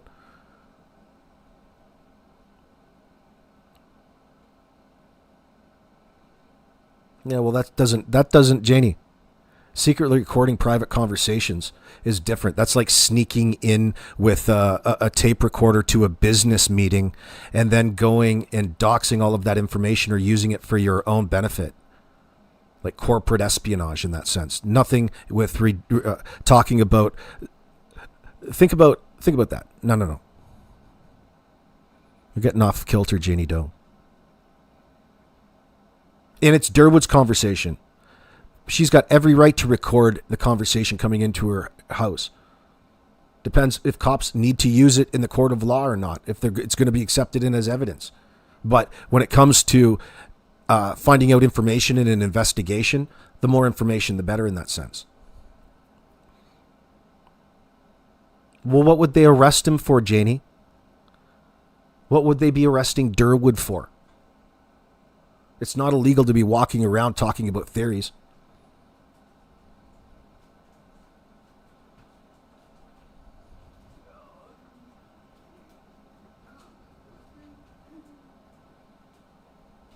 Anyway, I'm not getting sidetracked on nonsense like that.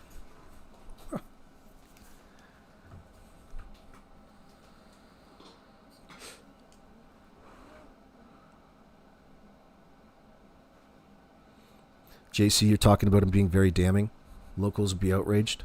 Well, according to Daniel, what was he saying in Mike's? He said that he gets nothing but support. Everybody's just so supportive of my plight right now.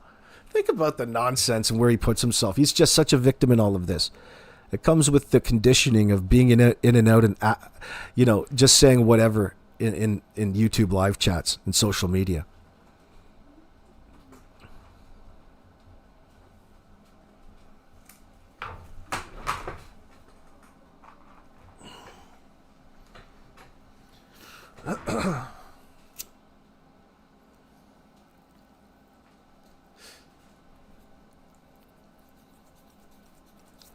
Janie, I'm just going to tell you right now, the recording was not illegally obtained. Okay, Janie?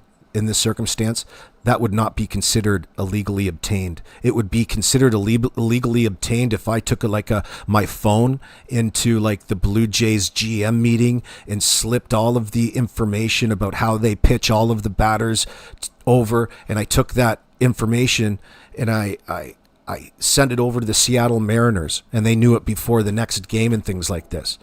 Then you could consider that to be illegally obtained because you were under a certain premise. Malaya recording a conversation that's about her. That called over to her from Derpwood. She can record that and use it however she wants as a piece of evidence, for example, as to how she's being harassed, interrogated, coerced.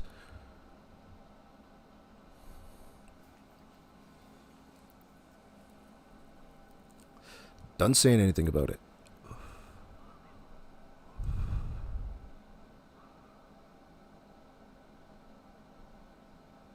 Fucking Derwood. Fucking Derwood.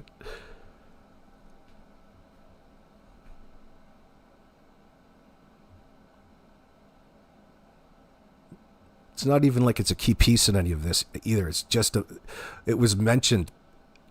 I love it though. I love the fact that they talked about it in the CBC. That stupid ass. They should have done that like 2 months ago.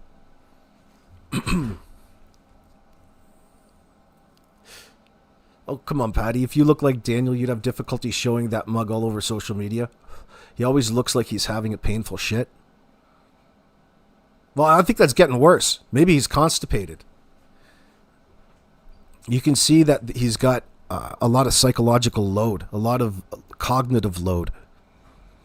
He's always grimacing. He's got those tight eyes, dry lips, licking. He's got like a canoe parting his forehead. He's furrowed his brow so badly. It's like he's bladed himself. I know my mom didn't do anything. Malaya didn't do anything. I didn't do anything. And those are the last 3 people on the property. So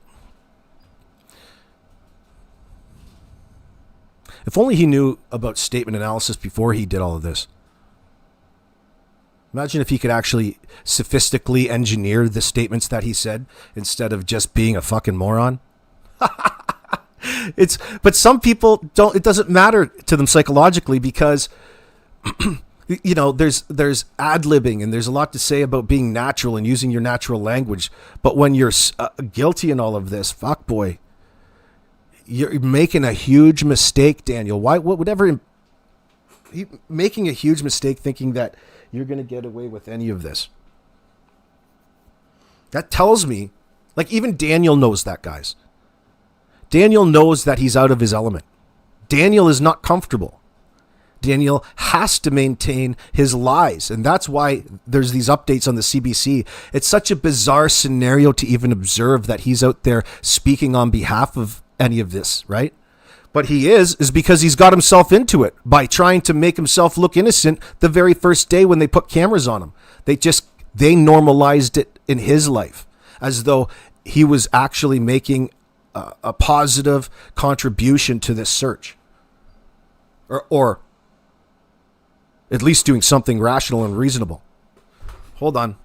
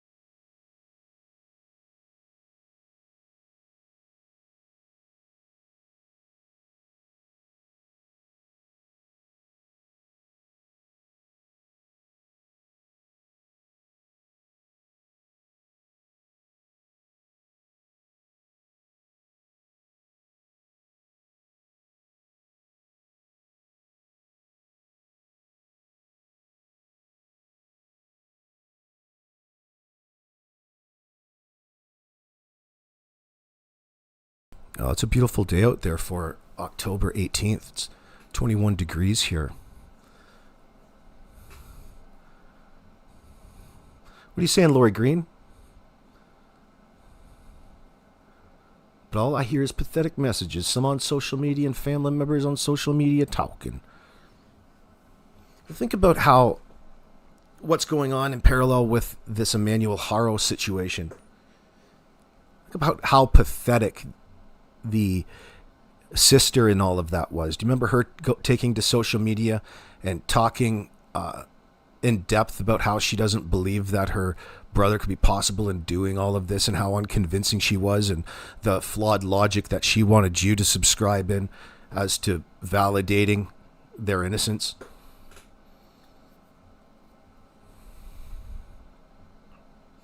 Oh, believe me, there's going to come a day where you're going to feel even dirtier by listening to all of the crap that's come out of certain individuals' mouth in this circumstance. There's really no other excuse from the perspective of Daniel to be talking anything other than Jack and Lily and their fate. And the information in that would otherwise guide people's opinions of you. Not you sitting there wanting to convince people that you're telling them the truth. Poor lying. You want to be innocent in all of this, but you're not.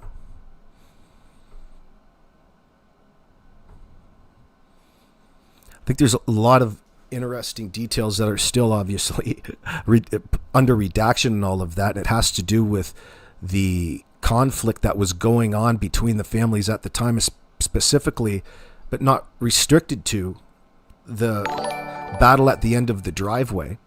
Welcome, Quillfish. Welcome back. You've never gone anywhere, darling. Hope you're feeling good.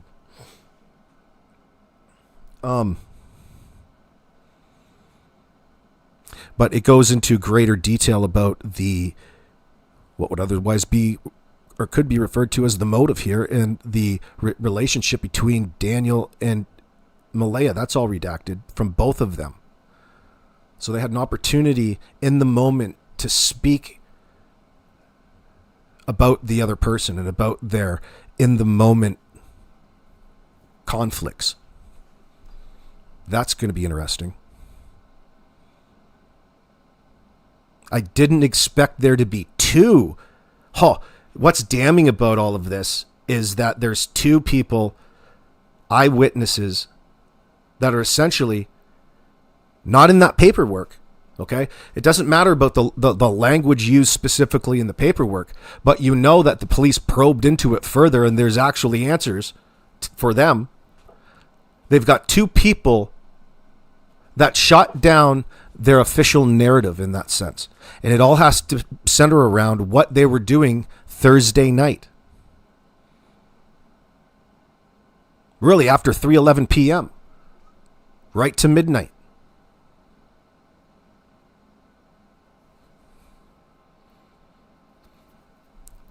And the most important part, their go-to and old faithful, they want to be unaccountable because they want to claim to be asleep. Well, we know that that's probably not true just from what we have learned. But the RCMP have probed further into this, and they have better answers because they got the information from the eyewitnesses in the moment. Two separate people. It's not somebody's random fucking wacky story that called in.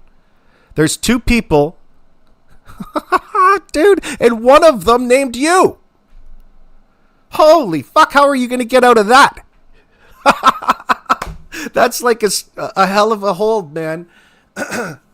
Listen, where there's a will, there's a way. And when you're a tweaker and your life is really deception to begin with, and you're deceiving, you've got all kinds, and you're a slave to the glass stick like Daniel was, probably breaking and entering, stealing, always up to no good in that sense, on the wrong side of the law. Oh, slapping and choking and hitting people are second nature, especially if it's learned behavior. And Daniel learned to do that. He learned he could get away with that, and it got what he wanted in the moment. And he captured his power over Malaya. Probably something that she didn't like all that much. You couldn't imagine somebody just expecting one day that, here's this great, handsome guy and he's really going out of his way to make an effort to do nice things with me and seemingly play that role as a positive influence in my kids' lives and therefore my lives. Daniel must have just thought that just comes along with with just being with him, just naturally, just being with him. It's like his shirt that never changes. Of course it never changes. But that's actually a lot of work, isn't it? It's not just something that comes along with the odor of the person. It's not a smell. It's a behavior. It's an intent.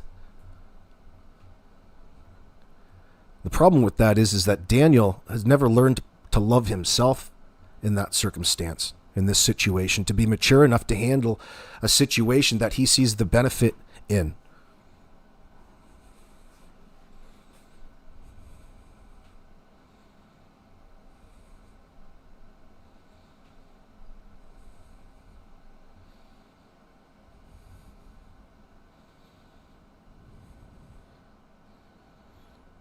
Think about the sacrifice that Janie made.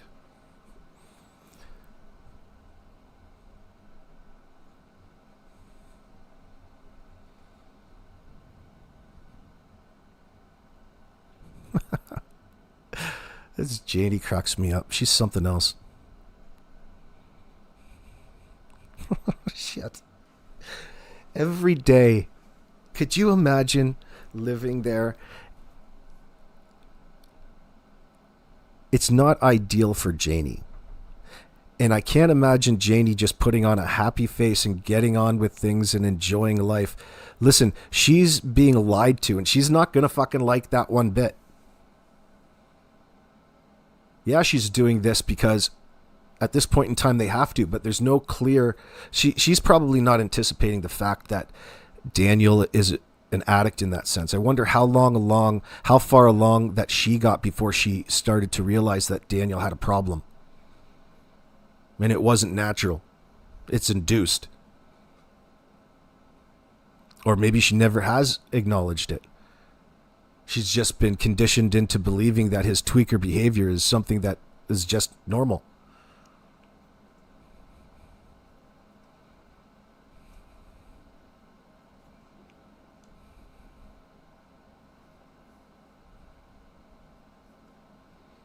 What you saying, Anita Bonita? Good day, by the way. You're saying Malaya blocked Belinda and acting like it's a problem to answer questions. Speaks volumes. Yes, it does. So why would Belinda go to her family's house? She'd probably call the cops on her. I don't know. Maybe I'm missing something in chat then. Obviously, it's okay. I don't know why Belinda would go to their house to do anything in the circumstance. No, Belinda doesn't need to be going vigilante and doing any, further investigation at her age. She's fine. You guys are just looking for people to rally around in this. It's normal. She doesn't need to do anything other than she's already doing.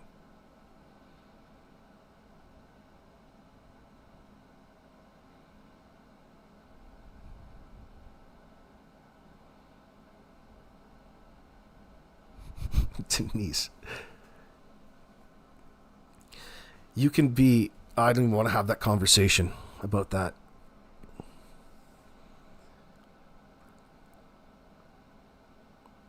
I like to specify down to how they investigate these particular specific situations with children gone missing, rather than talking about police forces as a whole, because there's so many problems and so many things that they can help. It's hard to not get caught up in and sidetracked, I feel. Doesn't matter where the kids go missing. People take the investigative team, the investigators, the homicide detectives, all treat it really the same way, and it's all specified around the pieces of the puzzle. And I know it's a cheesy analogy, but it's really true. And they let that direct them where to go next. And they never, often, I can't say never ever, there's always exceptions. Normally, they don't react especially to people they know that are lying to them in real time. We are all so reactionary out here when we hear this asshole up here lying to us, and that's okay. But investigators have to treat it in a different manner.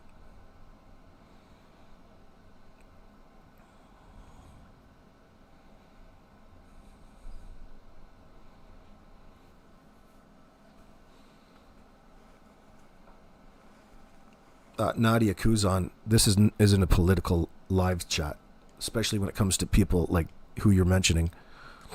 We'll have to leave that shit out.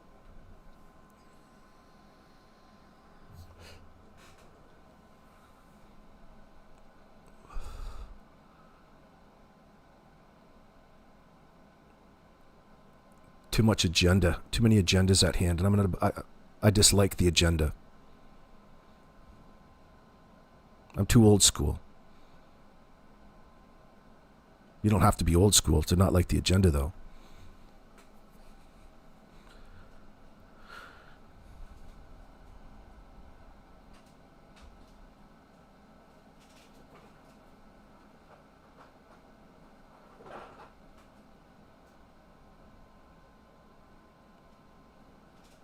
Who are you talking about, Anita Bonita? Who's inserting herself? Janie said she didn't care what Daniel did.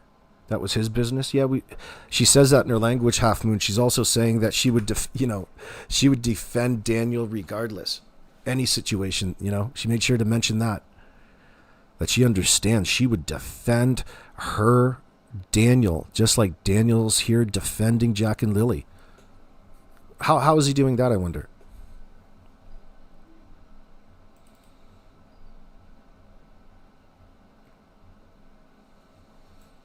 So all within earshot.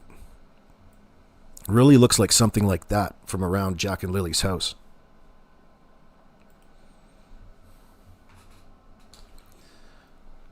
Jack and Lily are somewhere. There's a strong possibility Jack and Lily are somewhere within this screenshot area.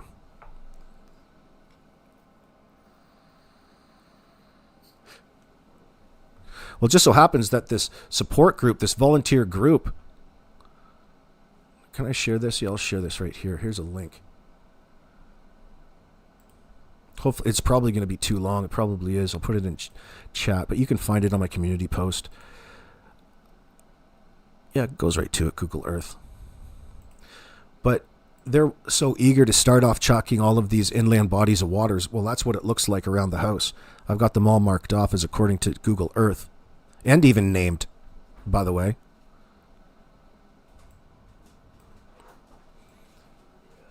I mean, it is a possibility.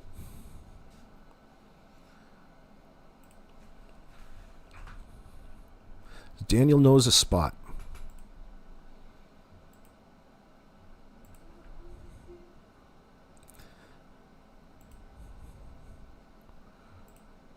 Hold on, let me see what it said. I'll go over to CBC's and see what they wrote. The CBC said 2 people who live near Jack and Lily Sullivan's home told police they heard a vehicle coming and going in the middle of the night, just hours before the Nova Scotia children were reported missing. New details from witnesses are laid out in redacted records. And by the way, it's just new details for us. They were talking about it the very first, May 2nd, May 3rd, that weekend.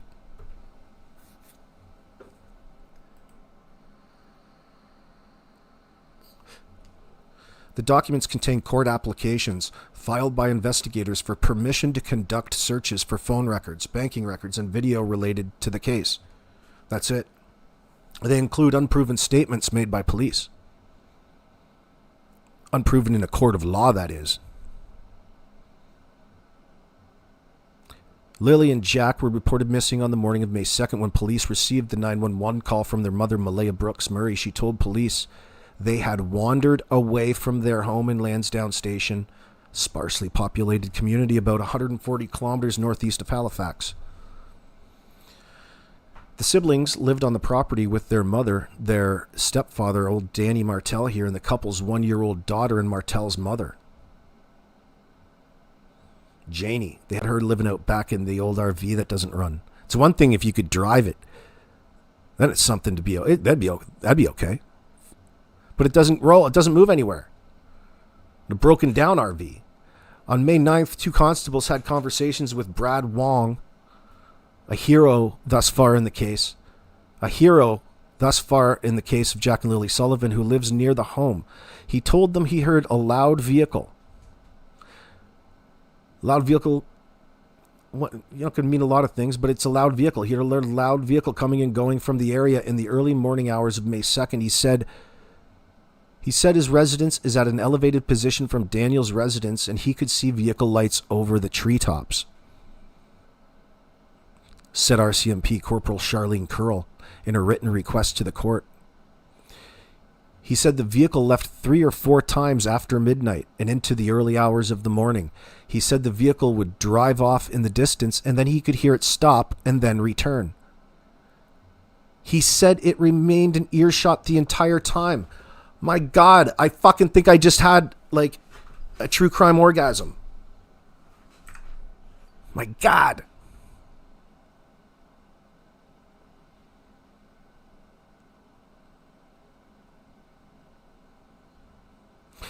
Just to answer you, you have to look at it from a different perspective, Janie Doe, in that sense, because you can't leave any possibilities open. So as you're accumulating evidence or building a case a specific way, you bring in the dogs to either follow up, to add depth and context to your investigation that you're doing of any one particular thing. That way, for the jury later on, they can say and engage with a better probability in that sense. We were here and we ruled this lead out, so therefore it's only probable that it leaves these possibilities, or these variables are much more probable.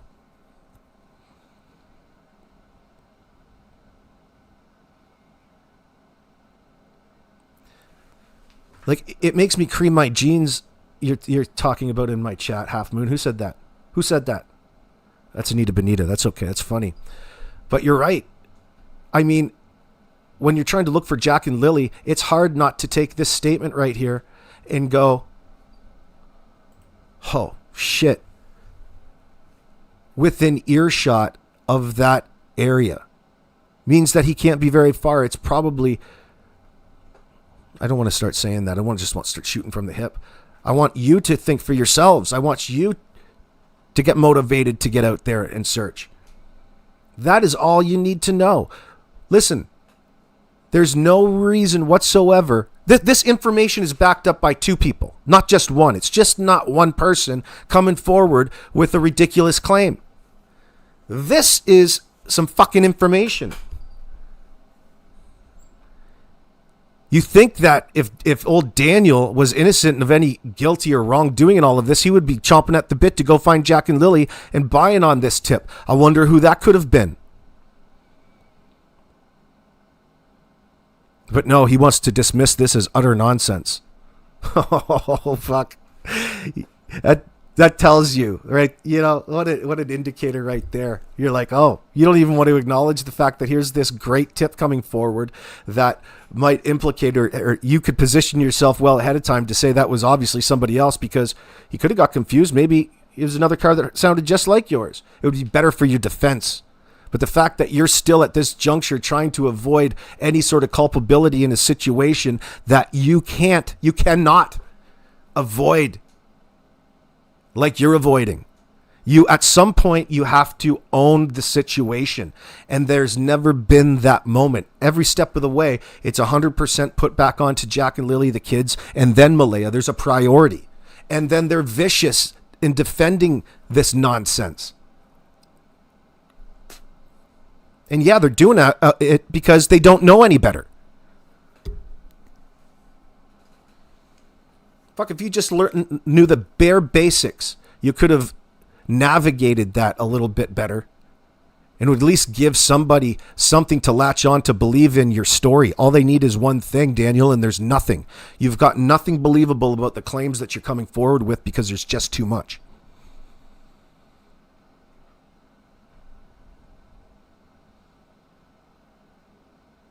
And you don't want to talk about the fate of Jack and Lily. You don't really even want to answer about the easiest question and the most common question in these sort of investigations, and that's, what do you think happened to Jack and Lily? Avoid at all costs. You don't even go there. At that juncture, Daniel wants to do the twist. That's the twist. That's the point in which things become obscure for him, because he wants to appear just like you and you and you and you who are out there who wouldn't otherwise, or maybe are easily fooled in thinking that he's just as mystified in all of this as you are. He tries to appear to be Joe Public rather than suspect number one. You can't be that. You can't be both in this.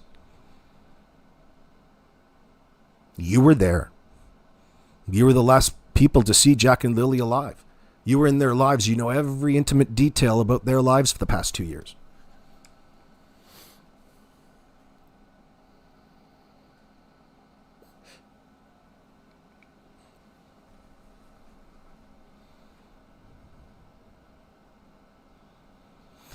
And don't fool yourselves, people.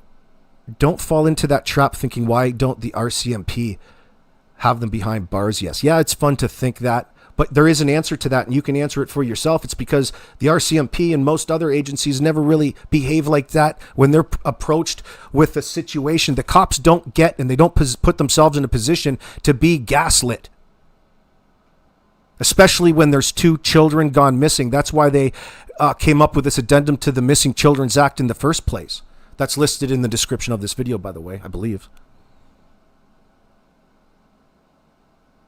They consider every missing child case to be suspicious until it's proven otherwise. And Danny Boy is out here trying to convince the public that there's nothing to be suspicious of. Isn't that weird? Is that weird to anybody else? Anyone? Oh, fuck. It's even worse than any sort of, Hollywood police show script. More predictable. That's the level of deception at hand here. And the cops know it. So they have to maintain, and they will maintain, the status quo until all of the other information leads them to no other recourse but to go in this direction, based off of where all of the accumulated facts have brought them. They don't react to just because douchebag is getting high and tweaking. That's besides the point. We're worried about Jack and Lily here. And that is a factor. The fact that you're in staunch hard denial about it, Daniel, and you don't like people talking about how you're a tweaker, and you even look like a tweaker, and you're suffering the effects of being under the influence and the brain damage of being subjected to the substance for an extended period of time in front of a camera, is a problem. And you have all kinds of other people, at least 2, corroborating the fact that you manufacture, have been an addict, used while you were around Jack and Lily, is another deuce that you can't ignore. The fact that you just want to plainly dismiss it as nonsense and a factor whether or not you're going to stick around anybody's live chat for any extended period of time is laughable. You demanded Mike Demand ban people out of your chat or you would leave. You're a real diva, brother. You're a real Barry Bonds. Fucking green. You're a greenhorn, Daniel. You can't bullshit your way around this clubhouse. Yeah. Hello, Robin Edwards. Good to see you. Daniel says he thinks a few arrests. Yeah, he said that yesterday. He thinks that there are going to be a few arrests. There'll probably be a few. Then when he realized what he was saying, he accused Mike of trying to twist it against him and use it against him in the chat, which is fairly impossible.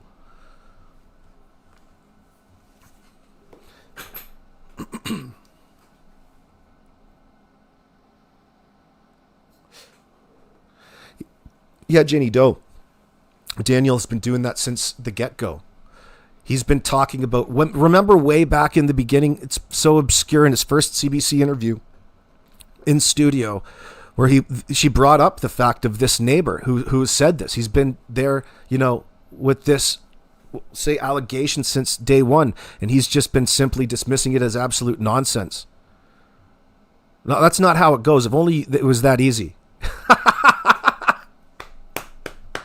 Oh, shit. Oh, shit. Oh, okay. Could you imagine that in a court of law? What sort of fucking three-ring circus is this? This kangaroo court.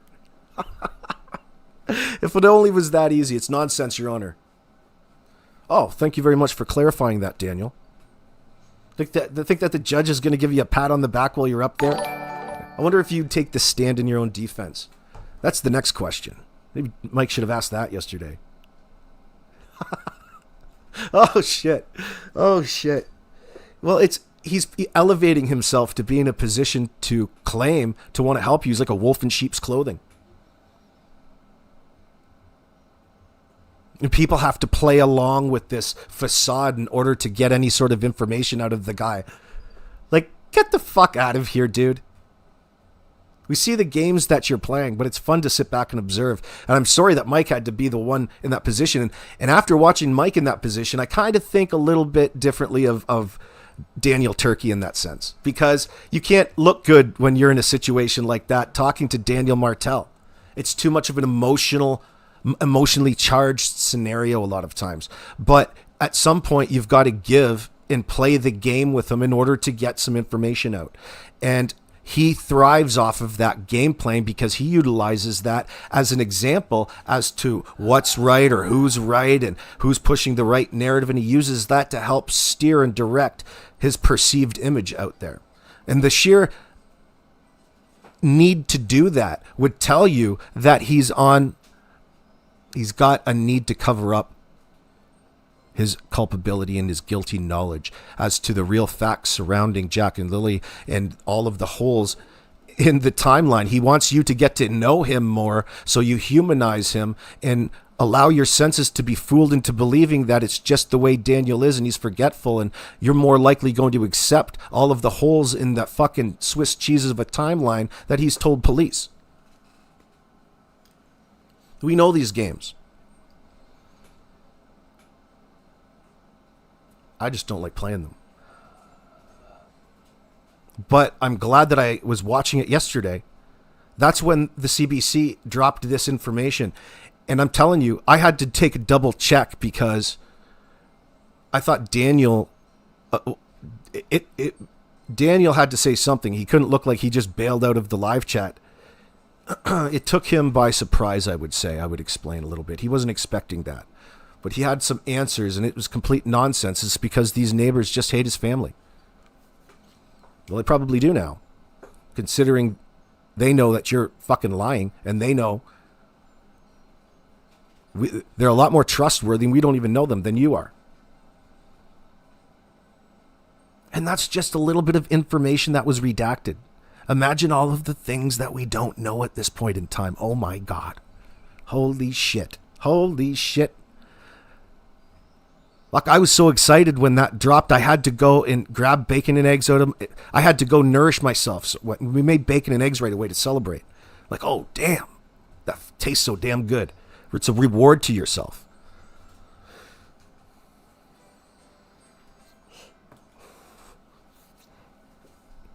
So damn happy I had to make some food. I still can't get that image of Daniel's awkward pose by the bench in his interview. It was like the guiltiest he'd ever looked. Well, Patty, it's like the Matrix. As soon as you know, in that sense, as soon as you know the things to look out for, they sure stand out to you a lot more. That's just you honing into the sense that you know that he's being deceptive in all of this. You look at it differently. We all looked at it in a very different way when we first came to know about the case.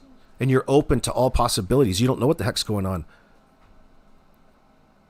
The one consistent thing in all of this is how Daniel has came forward with this ridiculous, inconsistent statement. He's had the need to deny any involvement in front of that camera since day one.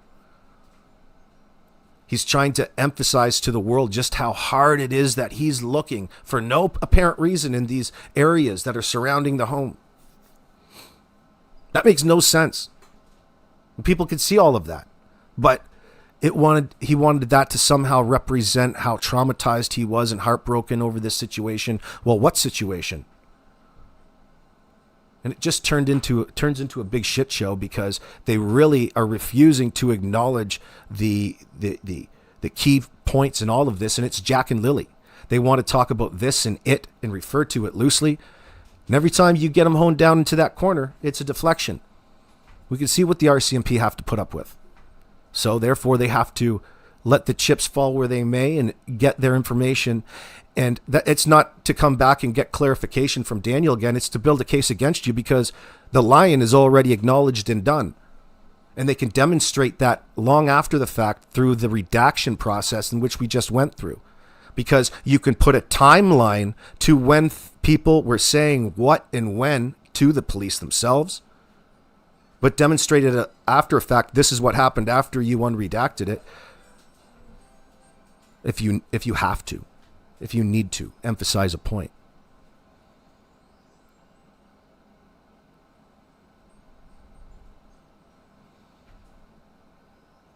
Well, Barbara M., she probably is instructed to by the company because it's an insurance thing.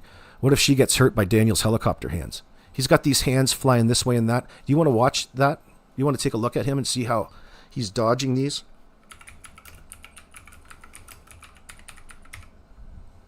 We'll have a quick booski. Which one do you want to go back to? You want to see the very first one? I didn't unalive Jack and Lily. Look at the headline. Daniel, the stepfather of the missing kids, believes he's not a suspect. I know the truth. I didn't kill Lily and Jack. It's been... Look what your priority there was, that you know the truth. And then it was, I didn't unalive Lily and Jack, which is, I'll give you credit, the only time that I've ever see you give a hard denial, Daniel. That's 1 in a million, though. That's a diamond in the rough. That needs to be a consistent thing. But it's good that he saved it for the CBC. Listen, you could have fooled a few people in the moment at the time. Look at that fucking place. The hell is up? Now you got me interested. I'm going to play I Spy like... We're going to play I Spy here in a moment. What do we see? There's still children's toys out in the front. That looks like a Care Bear stroller. The garbage pail. Notice all of the availability. The availability of these plastic totes. Jugs. Are there containers? The hell is that? Is that a big gas? What the hell is that?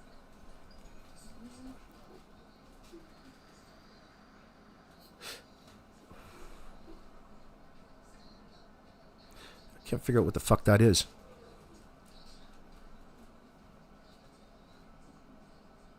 It looks like it's almost a burner, like a gas burner, a range sitting out. Hold on, we'll listen to him. 6 weeks now since you've seen Lily and Jack. I just want to ask, how are you holding up? It's been a long 6 weeks. I know that everybody basically in the world at this point is always wanting to know like what happened. It's been from sadness to anger at this point. And I know the RCMP and major crimes are working around the clock trying to piece everything together, and I'm grateful for that. But so just so we're acknowledging the fact, this is only a snippet and an edit of their full interview. It'd be interesting to see the full interview, especially after court's all said and done.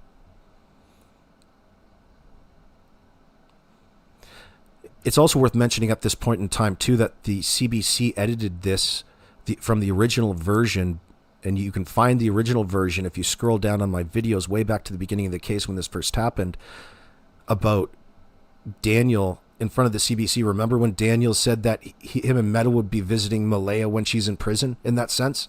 Well, they edited that out after the fact. But he really did say that live on the CBC. Imagine all of the other things that he said that we didn't get to see. But it always leaves the question, 6 weeks has gone by, and we know at this point they're not in the woods. And where are they? Did you feel in the beginning that they suspected you? Of course. The stepfather was always a prime suspect right off the beginning.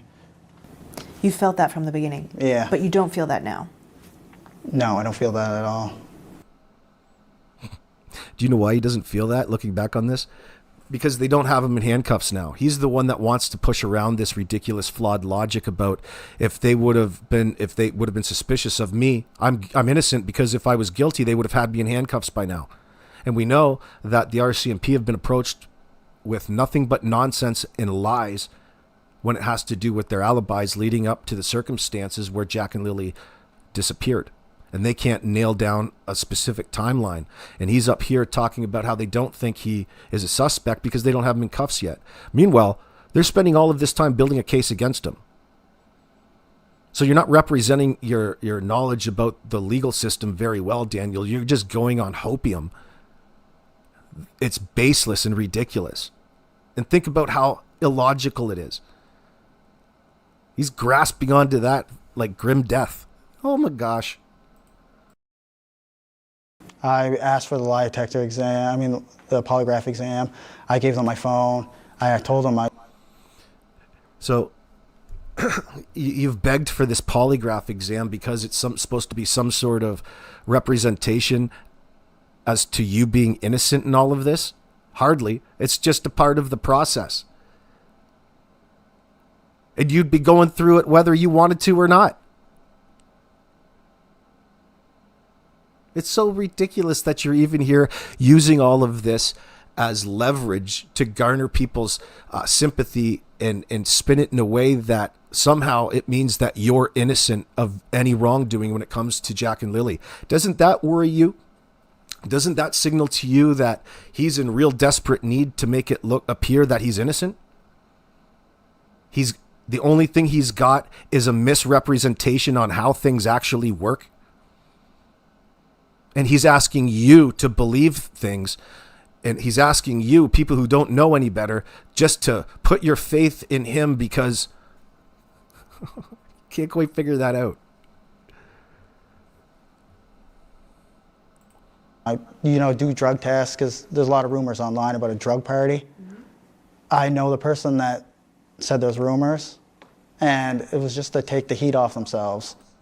So already a misconstrue of any sort of, you're going to some rumor on social media, like that's some sort of importance to the case? A rumor? What's the rumors based off of? All of the shit's going to be based off of the information that you've provided. Now you want to misconstrue it, talk about a drug party? Nobody's ever talking about any sort of party. Maybe in passing. But somehow it means that you aren't an addict. See, he's avoiding actually acknowledging what people's true concerns were out there, skipping over it and making up really a fabricated new issue that really doesn't exist in order to have something to acknowledge in front of that camera and make it look like he's being victimized by all of these unfair rumors. No, he's not at any cost. He's responsible for what happened to Jack and Lily, and you can get that through his language. No matter what. You don't have to accuse him of any one specific crime yet. You know that he's criminally responsible through the level of deception that he comes to people with. He's the one hiding something. He's hiding something when there's 2 children that's just gone missing from his home, he alleges. Word up, Taze. Was there any kind of party? No. Was there any kind of gathering that someone might have thought was a party? No. There were no people at the house? No. Not the night before. Okay, you mentioned you offered to take a polygraph test. Yeah. Did the RCMP take you up on that? Yes, it did. And how did that unfold? That unfolded in my favor. They obviously know I wasn't lying about anything. So they said, yep, great, thank you, come in. Yeah. They obviously know I'm not lying about anything. Fuck me. Talk about really reaching there. Just overlooking the importance and the significance and how the RCMP utilized the polygraph examination, an aspect with statement analysis and everything else. He's insisting that it is an indicator of his innocence. Why is he in such need to misrepresent the truth? Surely a quick Google search could have straightened him out on that. This guy, Daniel, he had the need to get up here and volunteer for this interview for all of the selfish reasons.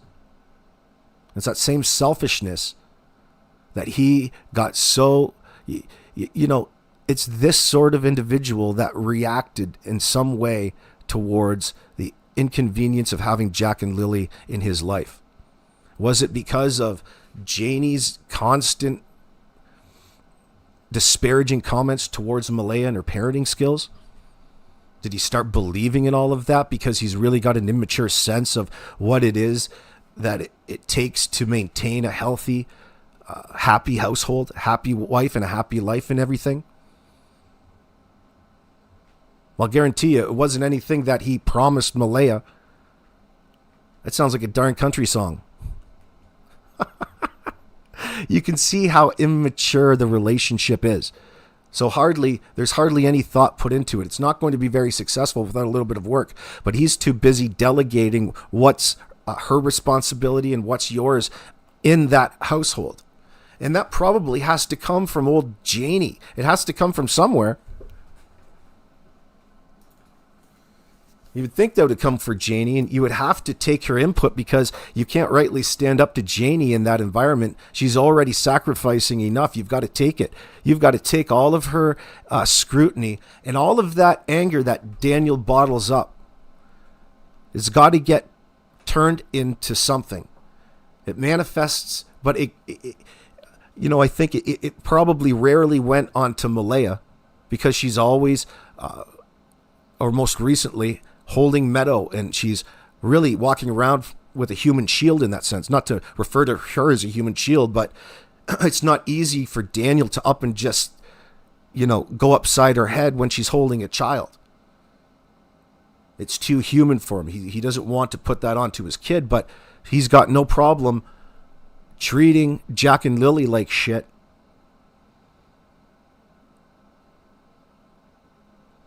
And once a guy gets a few of these crazy rules, like maybe he's got all kinds of stupid rules in the house, he's got such an immature outlook about what his life is and should be. God knows what rules he's implementing that the kids aren't following. It just gives him another reason to be up their ass and to complain and whine about them. Something that's not convenient to him.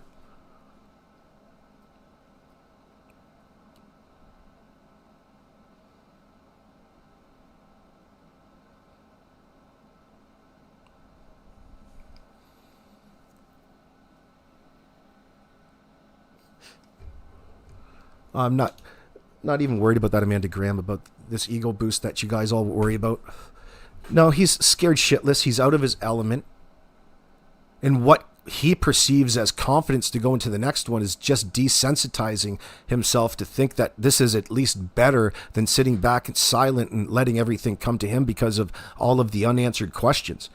He'd rather turn and maintain his own lies in that sense, even though it's going to do no good for him legally, but he's going to do that in the land of the public in order probably to keep him alive.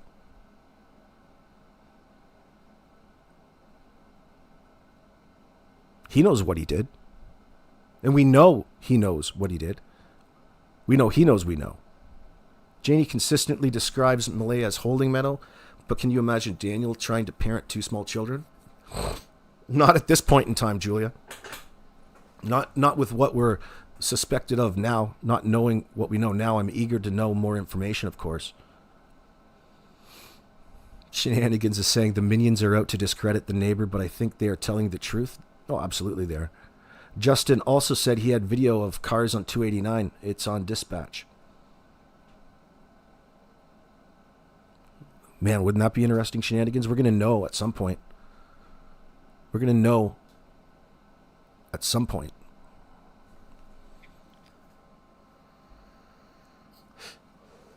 By the way, this most recent, no matter how it's portrayed, this recent release of the unredacted shows you that they are doing something and building a case. Absolutely. The fact that he's still roaming around free isn't the first person. He's not going to be the last person. And it's just part of police work in that sense. They're restricted by certain protocols. But they've got him in their sights. And there'll be a time in the near future when there won't be any leaving from any interview.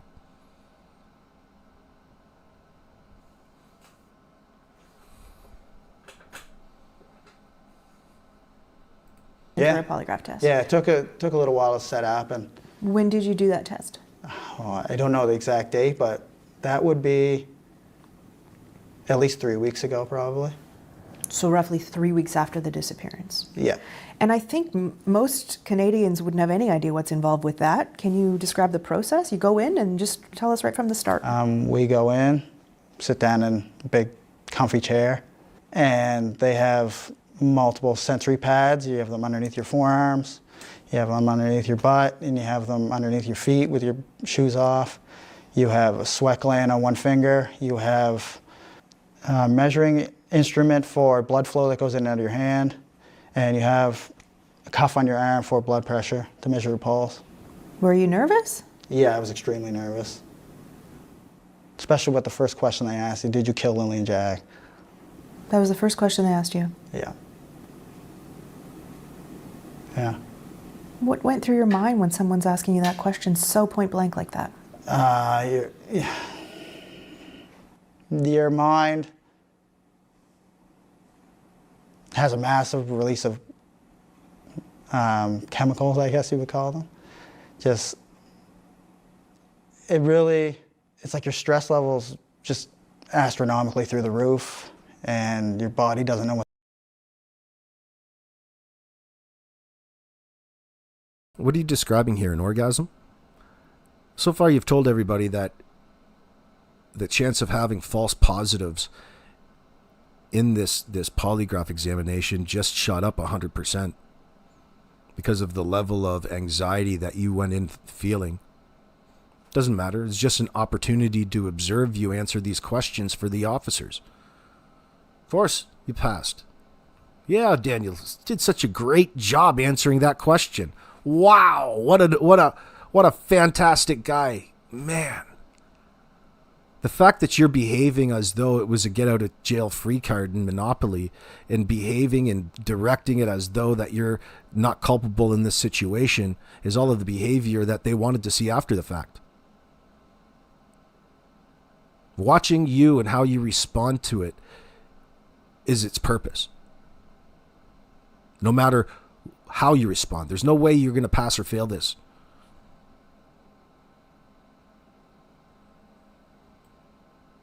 But again, he's got the need to represent it in a way that somehow exonerates him from any wrongdoing in this for the camera. Well, that's fairly suspect. That's your priority in all of this? Well, it would be if you have something to do with it. Oh, guys, I don't know where the kids are, but wherever they are, I'm innocent. Just so you know. Fuck. Well, that wasn't hard. Fuck, Daniel, you gave away the farm right away. And they're following you around,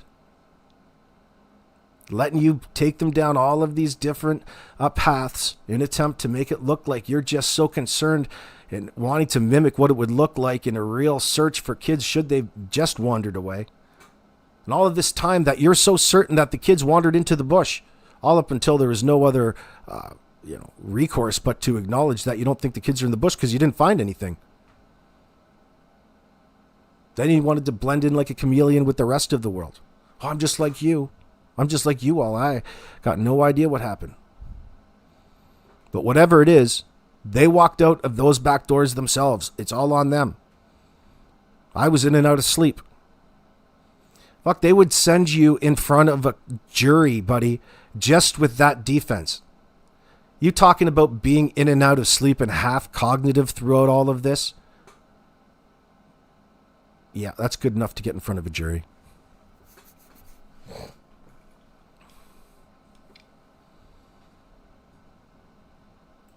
What to do, because it's not every day the way you're hooked up to machines in an interrogation room where someone asks you questions like that.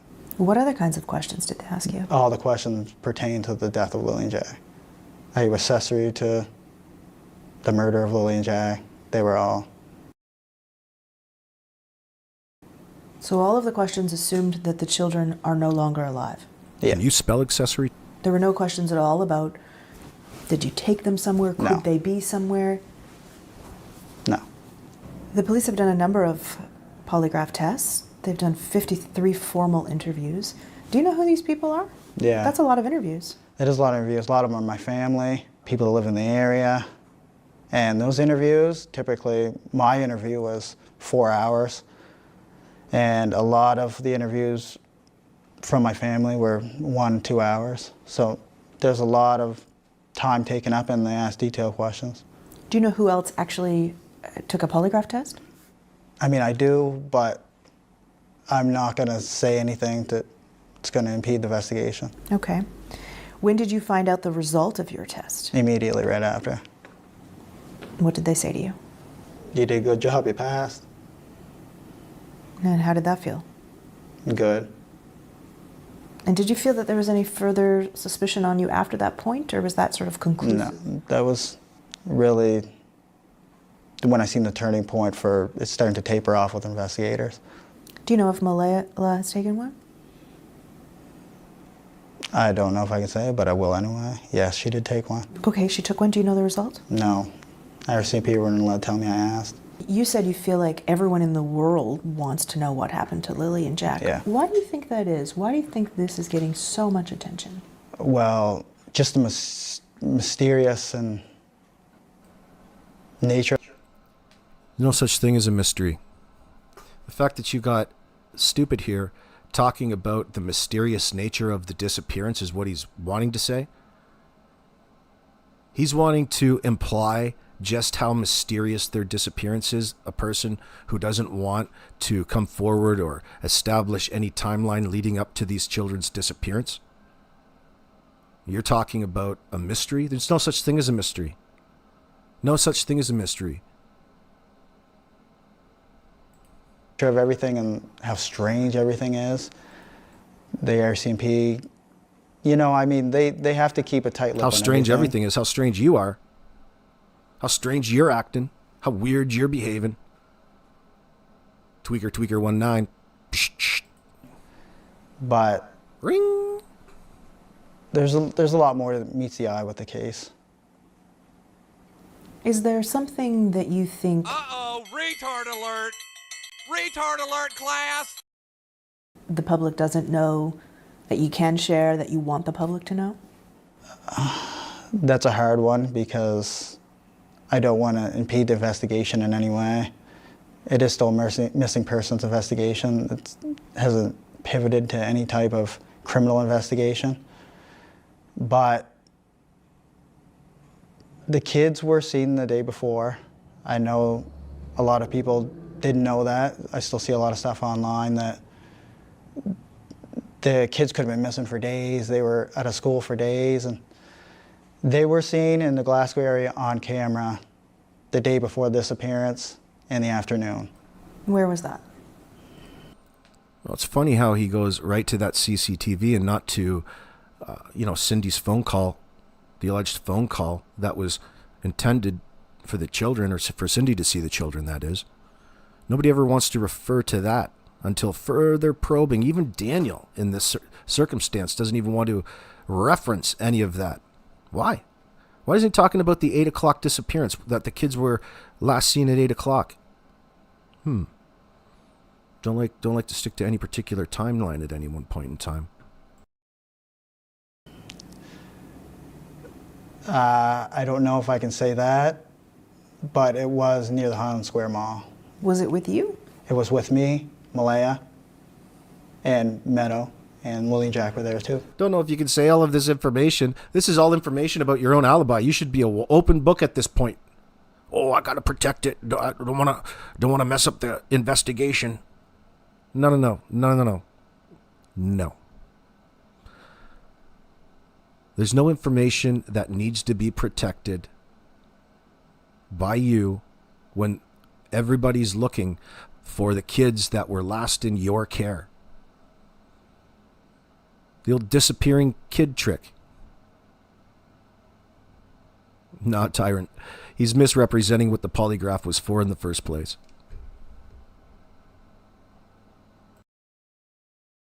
He's the only one making that claim, number one, as though it was something that you could pass and fail at that point in time. He's just being fed along. And are the police aware of that? The police were aware of that since. Do they have that video? Yes, they do. I also talked to my coworker in the parking lot as well, and he verified that with investigators as well. So, for all the speculation, they were gone days ahead of time, or they were seen the afternoon on camera before the disappearance. Why do you think the police are asking for video dating back, days before that? Well, the reason for that is they want to see the traffic of the vehicles on the roads in the area, right? Maybe vehicles that were traveling that area a lot over the last few days prior to hand, or vehicles that weren't seen in the area, or vehicles that were seen in the area, like local people that are, making frequent trips past the house, or which it's all considered evidence. I mean, the more pictures and videos is the better.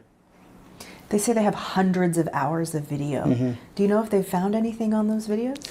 I think it was up to 2 weeks ago, they had footage that they examined for evidence that was 8 kilometers diameter out from the house. So that was after a month. That's how long it took to get footage and review it 8 kilometers out. So But what's on the video? I don't know. I'm only limited by what they tell me. How often are they in touch with you? Investigators now, I'd say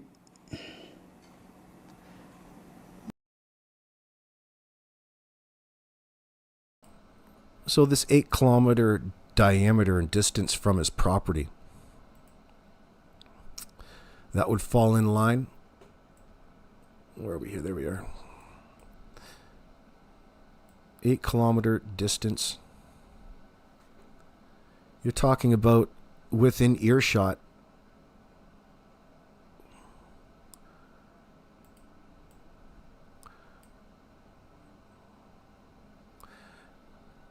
South of the Trans-Canada, right out into this chunk right here.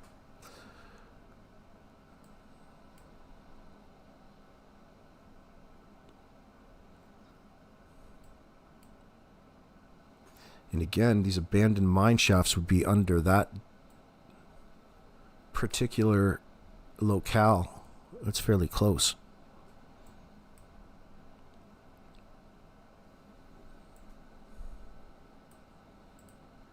maybe once every 5 days. And usually I'm the one who calls or messages them. And how's that changed over the course of the 6 weeks? Well, from the beginning it was almost daily, tapering off to where it's only like once every 5 days now. And how do you feel about that? It's good and bad. I mean, I like to talk to them in person about any little small details I come up with or anything I can try to bring to their attention which may help the investigation. So I don't get to see them often, so it's... Well, right away his mistake is thinking that they don't think he's guilty of anything in this circumstance. The fact that somehow their contact is representative of exactly where they are with the investigation and how that equates to him not being a suspect does not compute, Daniel. Always over phone or messaging, and it's hard to really convey what you want to say when you're not in person. But then I also know the eye's not on me.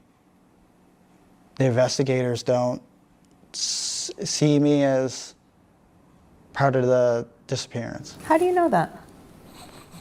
Well, when you're going from daily to tapering off every 5 days, I mean, I already gave them everything on my phone. I'm the one who originally said, here, take my phone. We'll go through all my banking information. We'll go through all my stuff on my GPS from Google.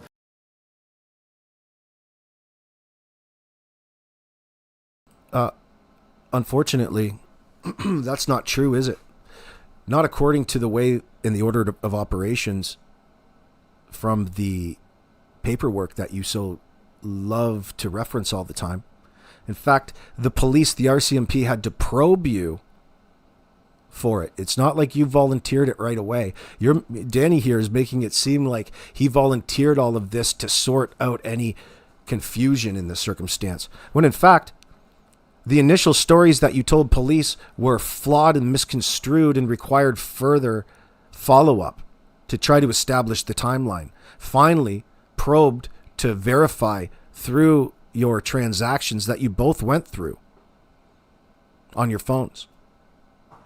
And they went above and beyond that and went and got a warrant for it and pulled all of the metadata.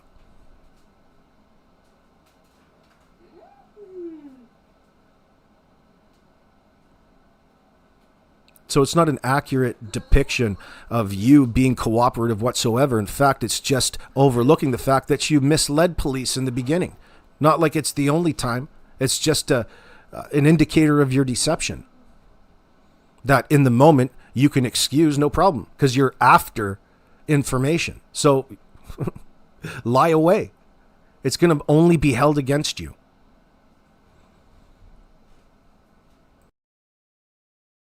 And you were offering all that up right from Yeah, the I beginning. offered everything And why were you doing that? to show them that I want to get the investigation moving. I know I have nothing to do with any of it. A lot of speculation is you killed the kids. Was come out and say it straight as it is. What do you think when you read that? It's a lot of nonsense, obviously. I know the truth. Yeah, you keep referring to the truth that you know, and everything else is nonsense. That's your simple defense. That's not going to stand up. It doesn't stand up under scrutiny, nor will it for a court of law. It's certainly not going to, for the police trying to bring some sort of resolution to this case. They can't bring resolution when there's too many holes in your story, Daniel, and you're actively lying and prioritizing your own innocence on the backs of Jack and Lily without even referencing what you believe happened that day. You're too afraid to. You're scared.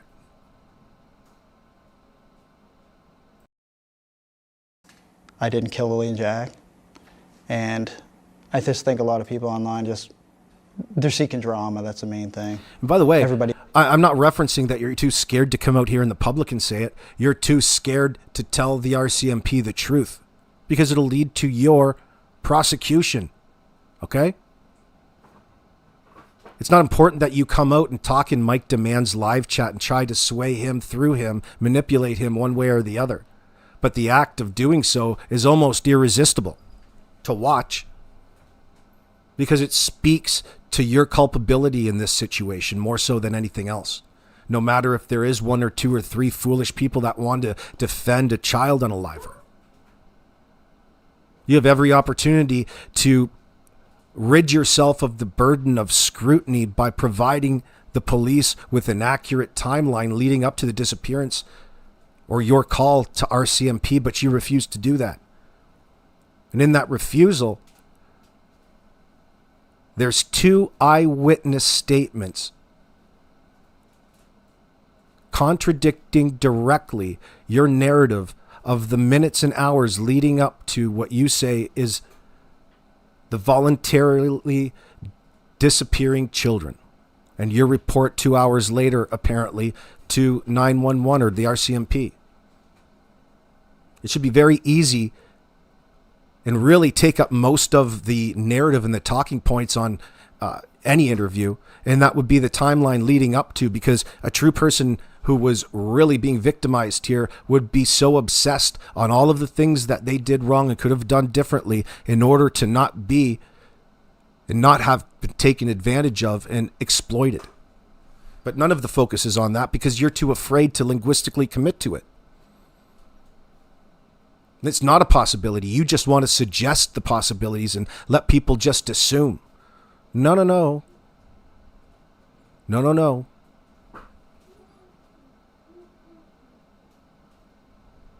I wonder how long that you can keep this going for, Daniel.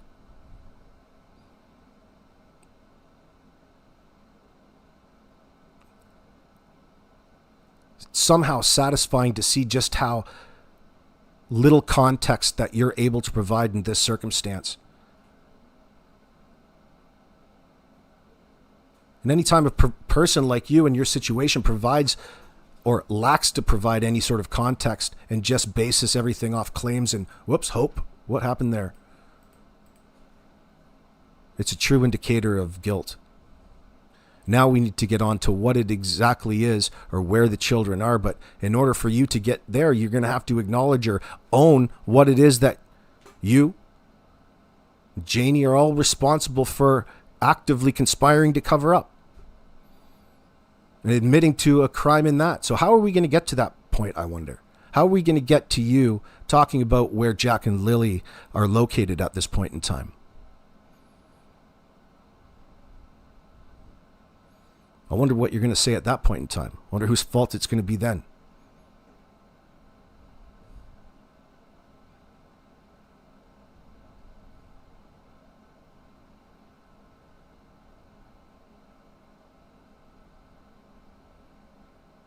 Everybody's allowed their own opinion, like I said before, but it's hard on the people that were actually there and missing the children.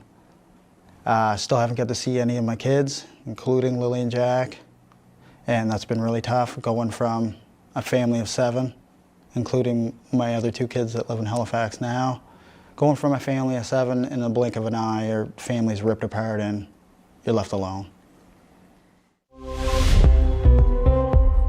Yep, that's the effects of the substances that you're abusing, Daniel. He's really pissed off about that. Do you know why he's so mad about being accused of something that he's already admitted to? He is so sensitive and so outraged, and so is Janie. So much so that she went after Haley at the end of the driveway because they called them out for the substances, the drugs, the rugs. This open secret that Daniel doesn't want to acknowledge and has to throw out a disclaimer. He wasn't willing to go into any of that because it's just utter nonsense. That would tell you right there that in this case with Daniel, it's probably a determining factor. He's probably a part of his self-loathing process, perhaps. Maybe he's so upset at himself for the person that he allowed himself to turn into under these substances that he really blames it. And he's really traumatized. He's put himself through his own trauma by abusing his body in that sense.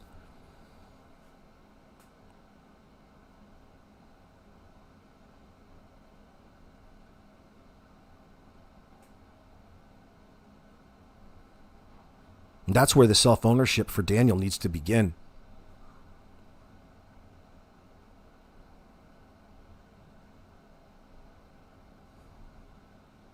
Julia Turner says, look at the hours of time and resources he's wasted.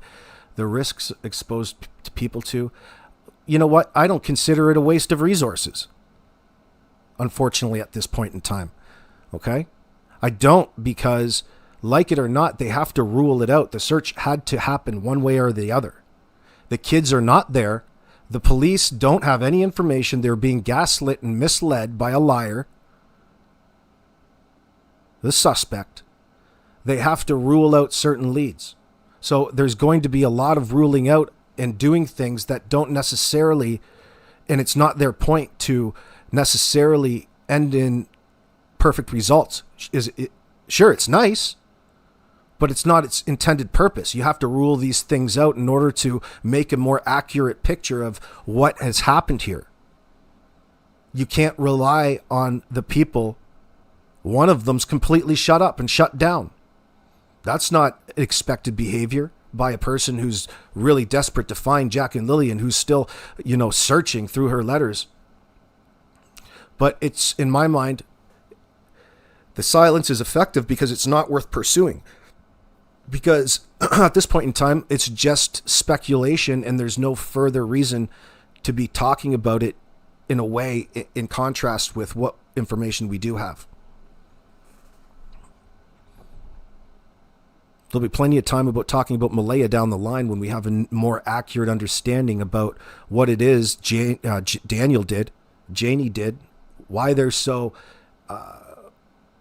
desperate to cover things up in this sense. Whatever it is, it has everything to do with what happened to Jack and Lily. And you have to go about as an investigative team proving that, right?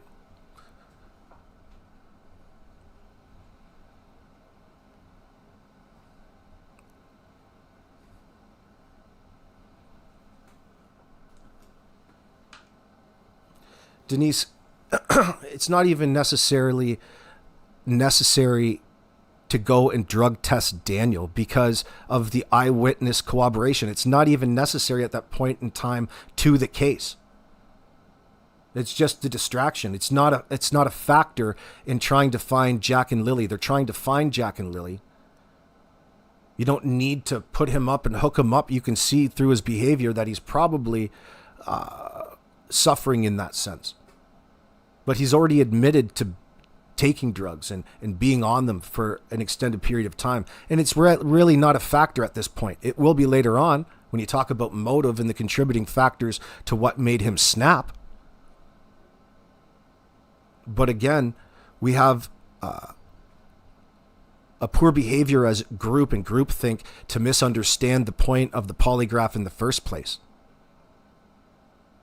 The polygraph exam was an opportunity to get the suspect hooked up to a machine so you and your buddies in your little behavioral sciences group can get behind that one-way mirror and the cameras and get him on camera answering the questions and seeing his response in the moment. And it's always more important after the fact when you go back to recall the information in context to the rest of what you've come to learn about the case thus far. It's not a get out of jail free card, and it's not an easy button for anything. It's not its intended purpose.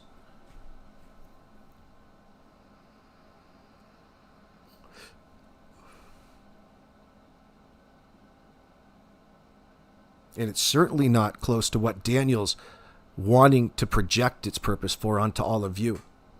And especially Patty. Think about early on what it looks like they were doing to Patty.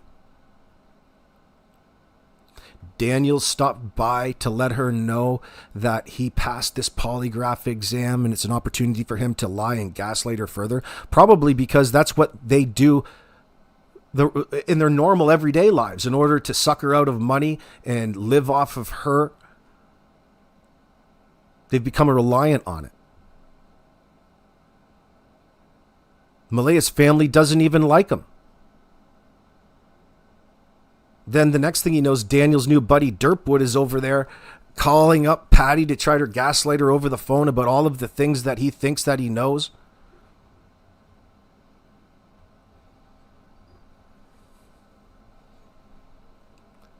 That's Daniel desperate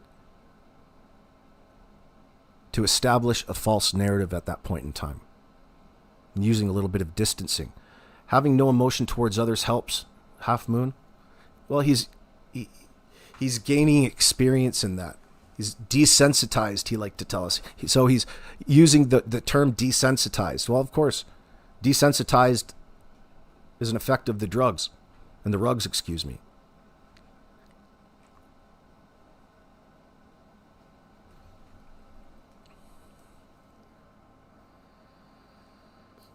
Is that true, Robin? Is that true? Robin Edwards in my chat's mentioning to Half Moon. Okay, well, the stepsister, not Haley, said on FB group that MB was doing mathematics. Huh. Well, it's something to keep in mind. I don't know whether or not that's true or not. It would probably contribute to the reason that she needs to be silent in all of this. She needs to avoid these questions.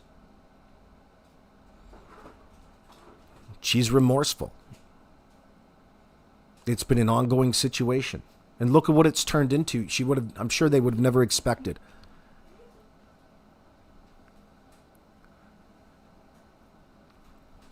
It just makes us wonder more about how horrible poor Jack and Lily had it. And they didn't have Malaya to really have their back in such a volatile environment.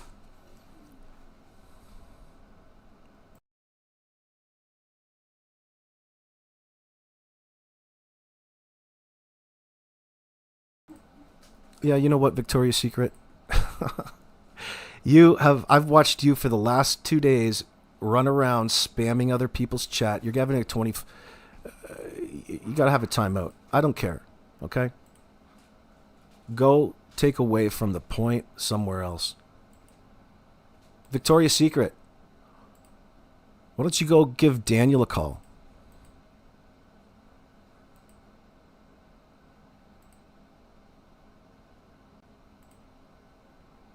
I have to put you on a 30-minute timeout just from what I read.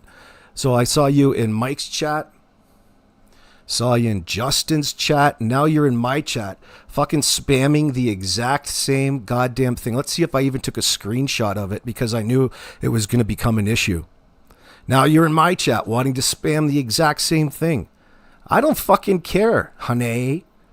All right? I don't fucking care about your illogical reasoning when it comes to the case of Jack and Lily. Fuck off. Let me see if I have a little screenshot in the back of that.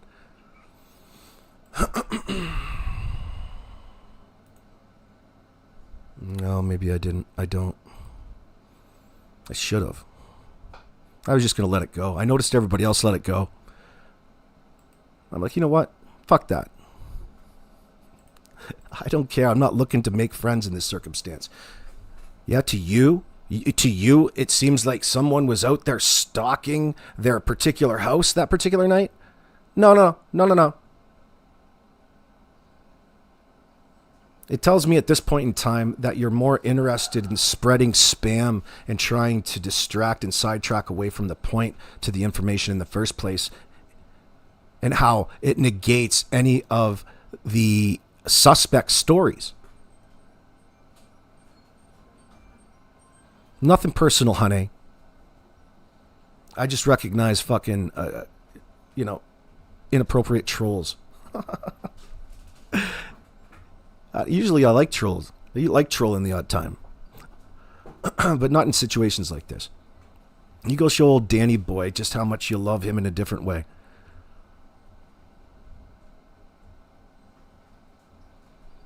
Yeah, Anita Benita. I was wondering, I was trying to see, there's people calling around real time. It's like, yeah, why people engage? Well, it's nice that people try to correct her, but fuck, you've said the exact same thing, spammed it in every single chat thus far. That tells me that you have an agenda.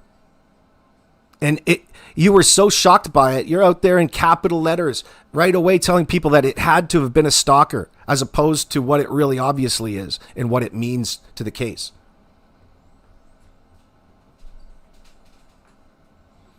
Victoria's Secret, are you Logan McKenzie? Are you Derpwood? Is that Jordan?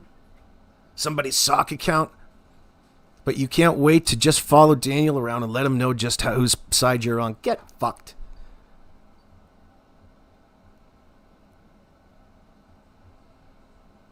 Anyway, I didn't ban her. I just gave her a timeout. She can come back in half an hour. We get it, though. We get where you are. You don't have to spam it in our chat every time. I wonder if she's going to show up in somebody else's chat today or in the comments section. She tells you that she's trying to spread disinformation and try to get away from the task at hand. You're distracting. Why? Why would you be doing that? Yeah, it's definitely a family member, Darlene. I see that you've responded to it quite a few times. Good for you. Just like Layla, she's a family member too, probably. Yeah, I noticed them up here. You notice them when you're a creator and the people that go wishy-washy because you read so many comments, right? You're trying to make that connection with people. Some people, it's difficult sometimes.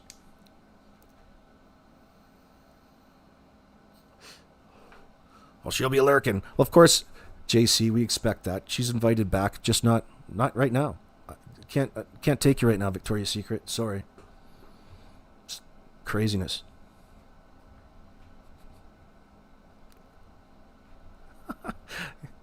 It happens sometimes, Laddie Allen. Yeah, we're biased at this point against Daniel.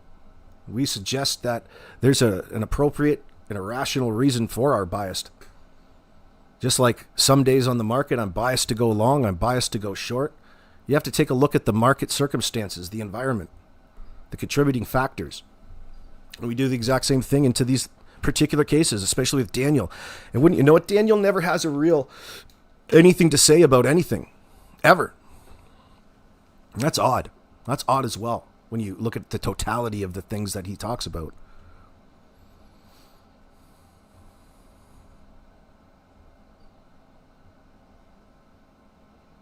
Yeah, Ruby. Yeah, listen, we've all been, we've probably all been in a position to not as be a good of a parent as we either should have been or have turned into over time. Because you look back at an earlier version of yourself and think about all of the things that you didn't know and all the things that you've learned in the time that your children have grown in that sense. You get that feeling, right? But it's not about seeming or appearing to be the best. You shouldn't have that reason. The sheer desire to learn and be open. It's all about an experience, a growing experience, a learning experience with you and your child. That's a bonding experience, a moment. You know, in this circumstance, sadly, which is sadly more common and very relatable probably to a lot of people even in this room or people listening to this particular live stream later, in that, you know, how many of us have been that stepchild or that adopted child or part of that family that have been alienated by a new step parent, who have been made to feel second class in comparison to people who had genetic or people of relation, blood relatives in that sense. You know, it's fairly common. And the reasons for that are fairly common as well. And natural, sadly. Not that it means that it's natural to make your stepchildren feel out of place, but it's natural to be in a position like that of not knowing exactly how to go about and how to treat or be yourself, or to have that question. But a kind person, a good person, always has that intent. And you always want to be sensitive to the needs of the child in that moment. Sometimes it's easy to bond with a child and sometimes it's not. But the point is that you've always got to be there for that child and protect the child with love. And that means food too, Daniel. With food. Oh, shit.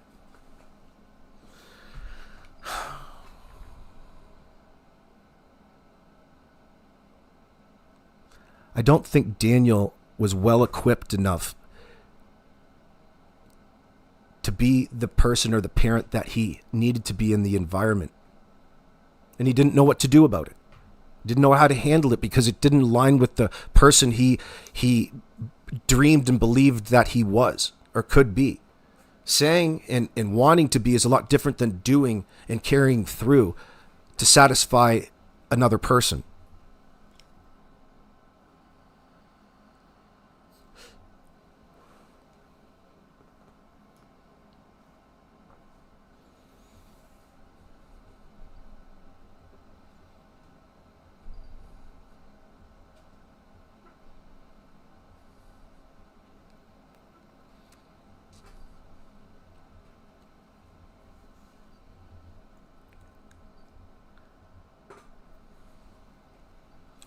Daniel said that in Mike's because he wanted people to stop coming up with this.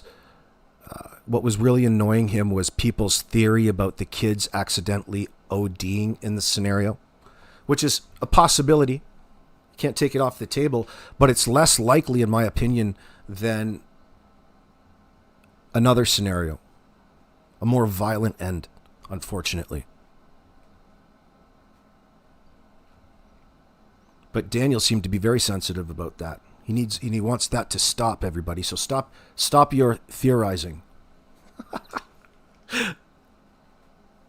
I got a kick out of that. I did get a kick out of that yesterday.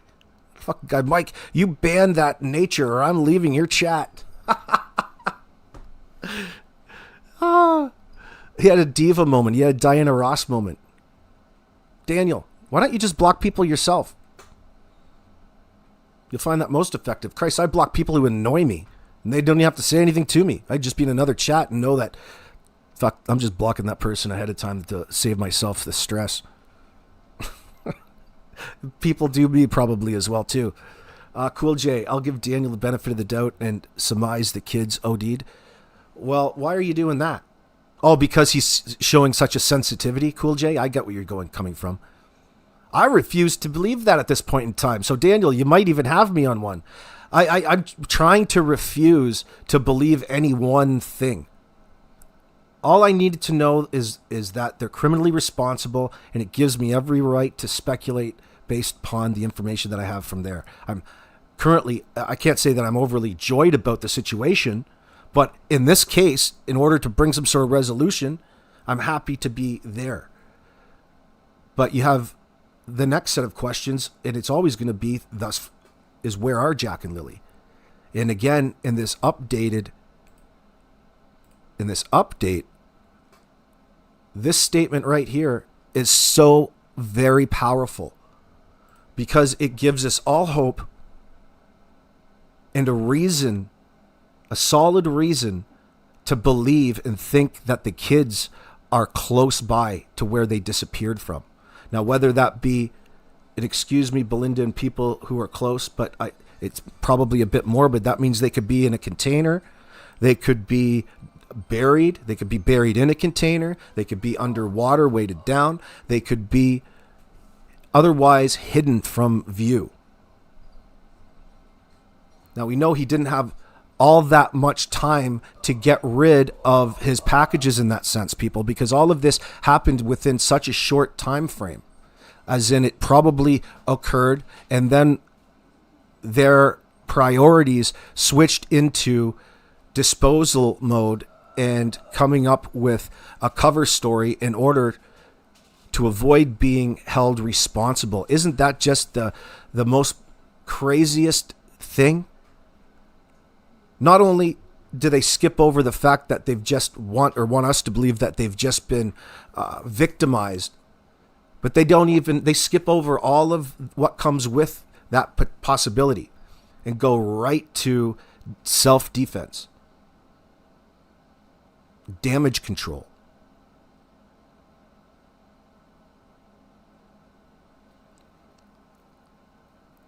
What are you talking about?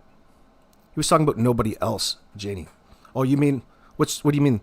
Daniel is very clear there was nobody at the house the night before. You mean like other people as in a party? Well, he's just making that shit up. Nobody was suggesting that necessarily. So what about earlier in the week? Who knows? Who knows? We're only interested in Wednesday, Thursday, Friday. And the fact that he can't get past the first stage of this would indicate that we've got problems already with their alibi. There's no sense getting into any other days when Wednesday and Thursday and Friday are so filled with holes at this point. And Daniel wants to insist that he's given you all of the information he has. Well, not exactly. No, you haven't. That's just you refusing to cooperate.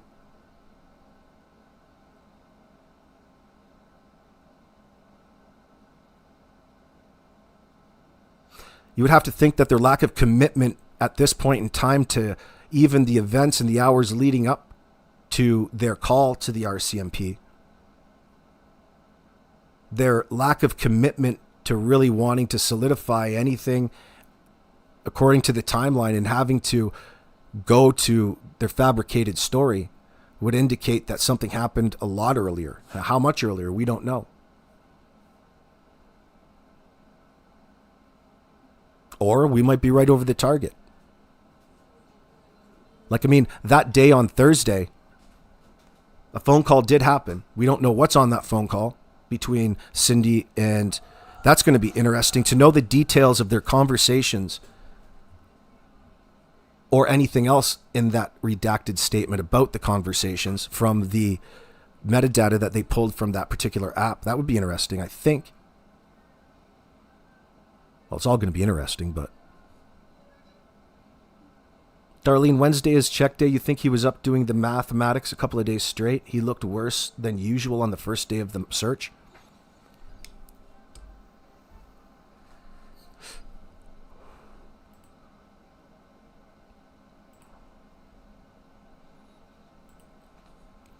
Maybe you're right. I think you are right, just coming out of my memory here. For the first time, we're hearing detailed accounts from neighbors who were awake in the quiet hours before 4-year-old Jack and 6-year-old Lilly Sullivan disappeared from their home in Pictou County. The children were reported missing from their home at 10:01 on the morning of Friday, May 2nd. According to court documents, neighbor Brad Wong told police he heard a loud vehicle coming and going 3 or 4 times after midnight and into the... Good to see you, Tyrant Bird. I saw you in here before. I forgot to say hello. I was off getting a drink. It's really interesting, I find as well, that they unredacted it and didn't even didn't keep the personal details of the tips private, just out of courtesy. It's like, you know what? It's Brad Wong, Justin Smith, said these things. That's how solid. That's so solid. That's rock solid. Rock solid against Daniel in this sense. And I'm not getting any glee other than the fact of it's just constant lies that are able to be exposed every step of the way. But at some point, when we talk about resolution to this, we have to find closure with the crap and the shit that's being portrayed to us by Daniel.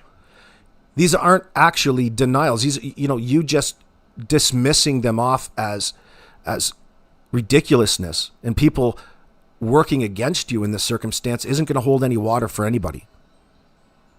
That's a legitimate thing that would stand up in any court and work against you in this circumstance on the bare bones right now, and they would find you guilty AF. So you better have some sort of rationale behind it, or reasoning as to why it's, he's discredited or why he isn't credible. And he was right on this since the get-go, wasn't he? He knew that this was damning.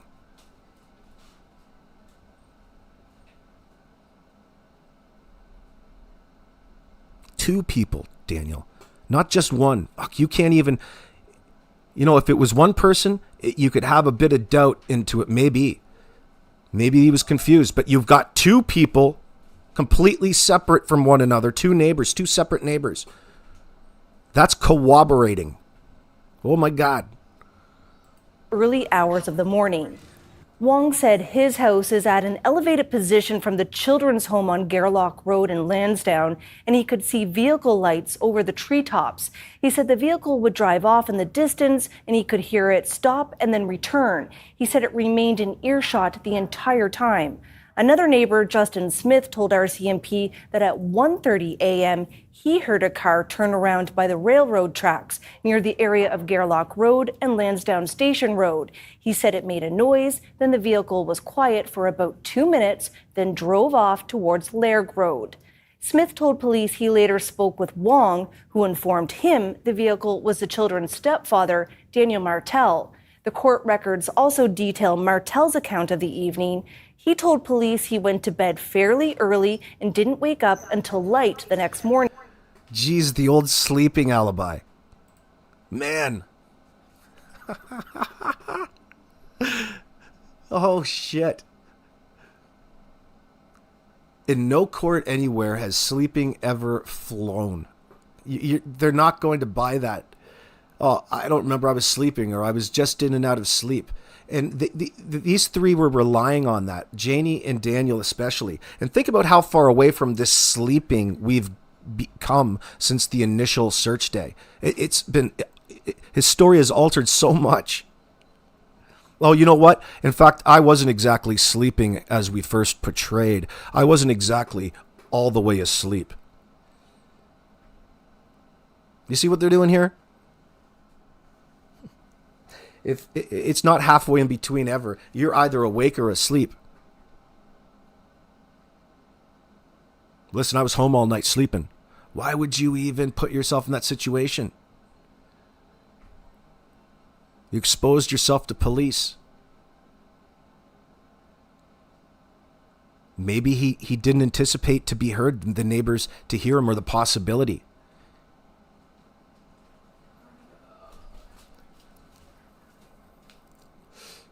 He couldn't quite stay ahead of the neighbors talking about his vehicle leaving. There's so much more in that statement, though, too, not just about the trips. Now, up to this point, we were talking mainly specifically about one neighbor hearing these 5 or 6 trips within that time frame. We didn't know that there was a second neighbor. We didn't know that the neighbor heard his car the entire time, the duration. It was well within earshot. Oh, man. Anybody else suspicious of Earl?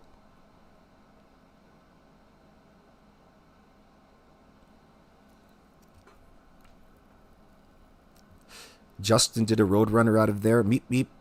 Half Moon says, yeah, he doesn't want to be involved in any of this nonsense. What does that tell you? Your own brother, who was so happy to come and assist in the search that day, now doesn't want to have anything to do with all of the troubles and hardships that Daniel is having out there because people are really suspicious of his poor story or the lack of details. He wants to continue on the narrative as though that's not even a thing. You can't really get past these things. We need to know about the circumstances leading up to the kids going missing if we're going to get anywhere. And when nobody's forthcoming about that and it's filled with holes, you've got to get your information in a different way. Ilyanka, you think Earl knows? I think it would be hard not to know something's up. You would have to be some not too bright. But in these cases, in family, it's like somebody might take the option to do them a solid. And I think that's kind of what happens and is happening. You know, it's a lot easier to manipulate those closest to you because they know you and they can't imagine that you're going to be, they can't imagine that it could be the worst case scenario because it's too close to home. And they are in utter denial over it, in other words. When in reality, unfortunately, humans aren't like that, Daniel. Each and every one of us has the ability for both good and evil. And especially if we start introducing some kind of foreign substance to our bodies and we start acting outside the norm, do these things really manifest within? And it's always for selfish reasons. Think about how selfish an addiction is in the first place. And the one thing that people who have gotten through it have always regretted, and that's the time lost. When you could have been establishing those positive relationships in your life that go and are so important in contributing to a positive state of mental health.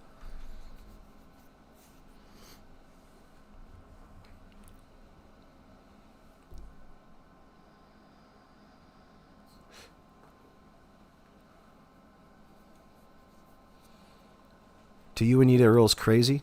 Well, he's probably been made crazy.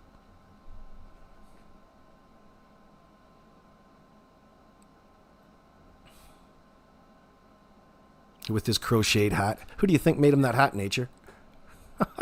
That hat is some ugly. I would never wear that. Not even if somebody wore it or made it for me. It must be I don't want to be their test pigeon. I do appreciate crocheting, though. I don't dismiss it. It's a great skill. It is a great skill. My great grandma used to do that for us when we were kids for Christmas. I appreciate it a lot more thinking about it looking back than I did at the time. Because I was a kid and you're conditioned to want all the crazy new toys off from the Sears catalog in that sense.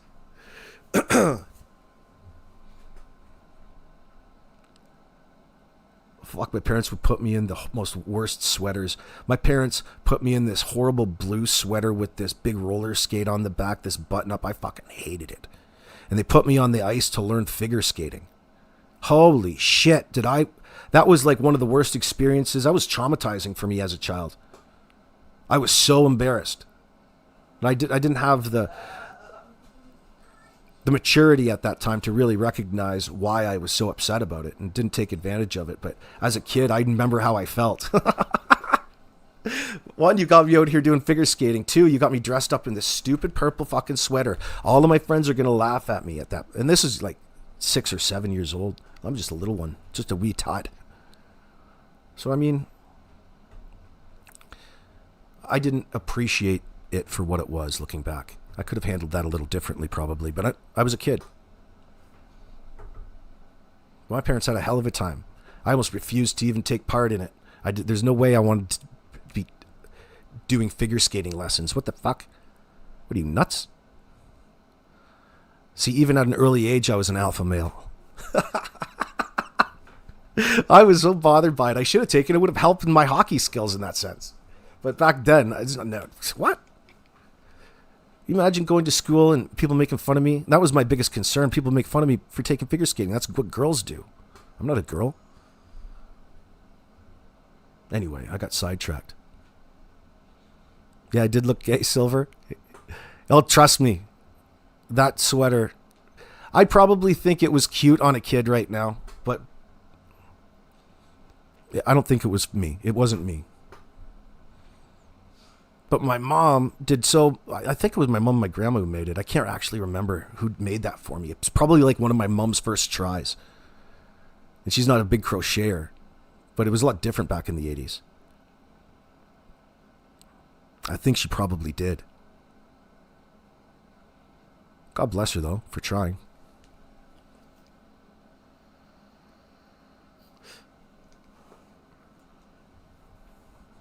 Julia Turner. What's going on, girlfriend? Anita Benita. So we need Taylor Traps, one of the Earl. Oh, you need one of that Taylor Traps. I'm sure she's got business cards. It's an opportunity for Daniel to look like a victim, and people are out here after him for no apparent reason in all this sense. You can see what it is right away. But, I mean, come on. To actually, it's like watching wrestling, like kayfabe and storylines. He's wanting to introduce these secondary storylines. Yeah, Daniel screwed his whole family over with the selfishness. This is unfortunately common when somebody gets themselves hooked on those substances and runs under the, and surrounds themselves by enablers. It's sadly common. It hurts. And just by proxy, even... what do you guys think about Janie? She's got enough to worry about at this time by, being an accessory. And essentially helping Daniel conspire with the continued cover-up of where he's stashed Jack and Lily. That's really the elephant in the room, isn't it? That's really what you're picking up when you read these. But instead of taking you down that route, they choose to remain or try to appear, the CBC will try to appear as being unbiased. And they'll introduce these little statements which will confuse the person who doesn't really know much or didn't go for further reading in on this particular case to make it look like, oh, well, there, it's not, nothing's, it's, the cop said that he didn't suspect anything foul on this, Mm-hmm. It's almost worth putting that out there early on for the RCMP because of the amount of information developing later on in the case. If you get that out of the way early on, you can always refer back to it as the only time that you really needed to say that we thought Daniel didn't have anything to do with this at one point in time. Well, really, the RCMP can tell you anything that they want.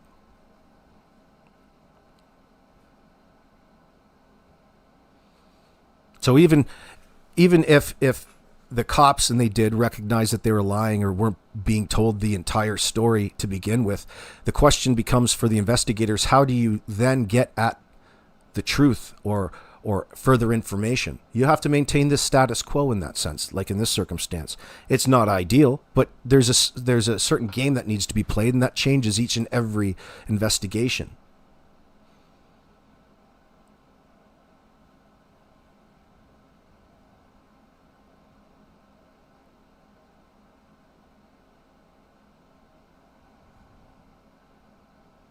Ilyanka, Janie going, oh shit, I was out raking all night and never heard a car. 2 witnesses. Oh, Janie. Must have been those dudes that were on motorbikes. Those kids.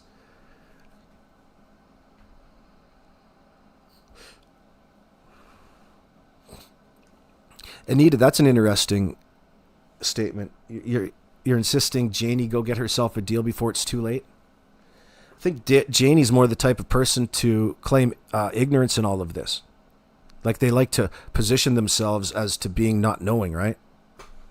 Well, I don't know. That must be somebody else's because it's not my responsibility, even though I want to claim that I'm, so in tune to Jack and Lily's life. I watch over them at all points. I'm such a great person. By the way, here's the way that they voluntarily disappeared from my home. The fact that they want to mix the two is so disingenuous and not representative of somebody who was truly bonded with a child in their lives. You get bonded to a child just by living around them. The kids are beautiful in that sense. They're innocent. It's hard not to become attached to kids when you're interacting with them.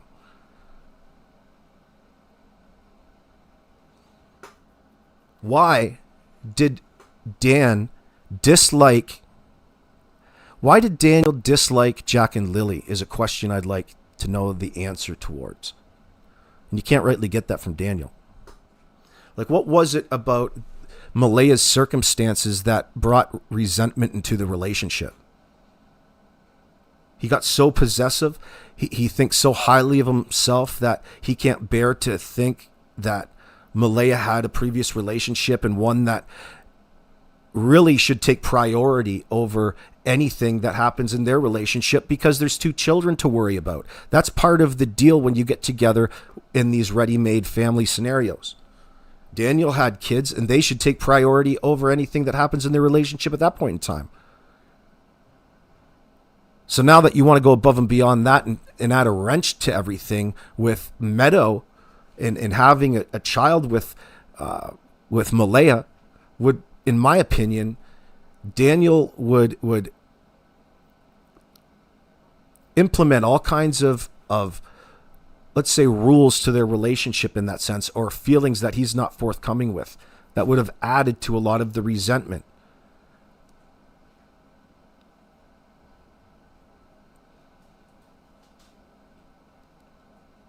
He didn't see a strong male presence in his adolescence growing up.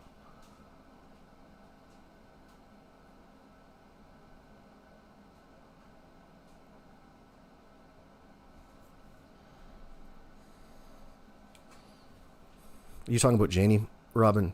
Yeah, it's strong. Can you shut that door back there, Chair, please?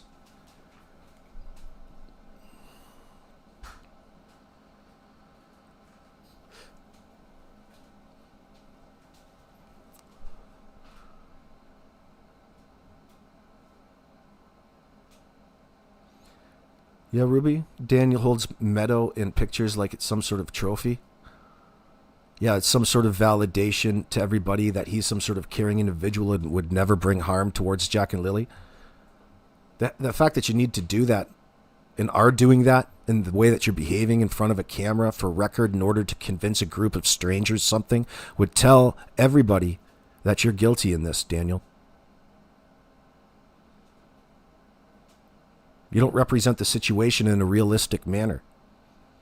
Everything immediately comes to you and how you're innocent in any wrongdoing about a situation that you equally want to convince people you don't know anything about.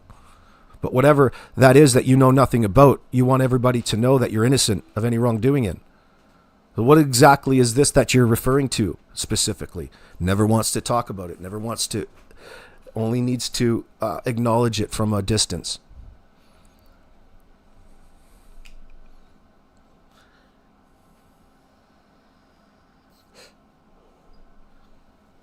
Would it be a stretch to think that it's a possibility that the kids would be buried on Earl's property? I wonder.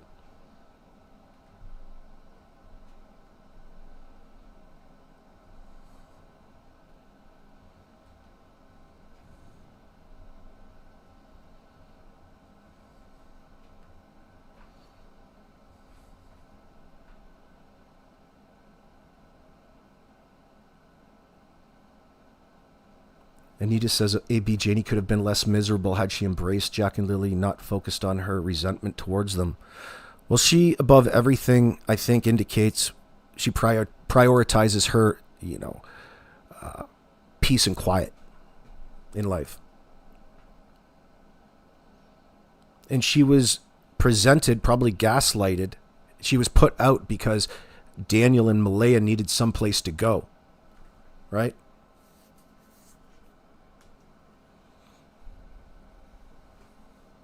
They probably painted it like Patty was being evil towards them and they could no longer live with Patty and needed a new place to come. So they barged in at home and took that over. And that whole process says it all.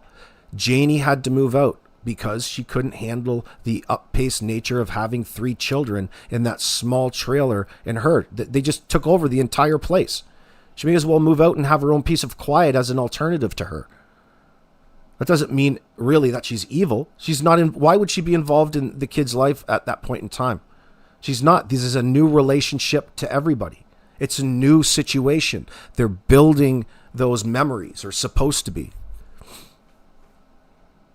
based off of good faith.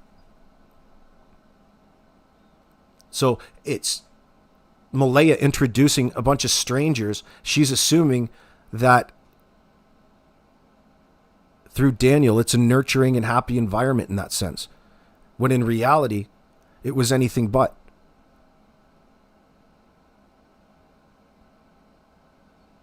So where were they going to go from there?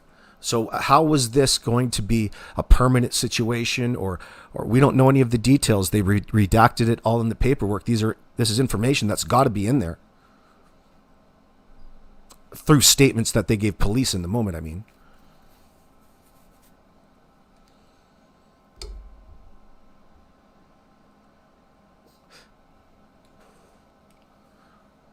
Hey, Janie Doe, Malaya kept saying that they were using Daniel's ATM card, but I was under the impression he didn't have access to his account.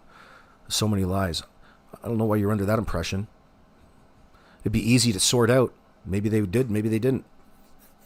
Some things that they were buying on Patty's bank card, the fact that you know that they're rocking around with Patty's bank card adds a little bit more complication to trying to track down things. Yeah, JC, I get that as well. Janie really resented those kids. What she's really resenting is the relationship and who Malaya is as a person. She'd never admit it. She's too used to lying and deflecting and denying and talking behind people's backs rather than to actually sort through any sort of complications.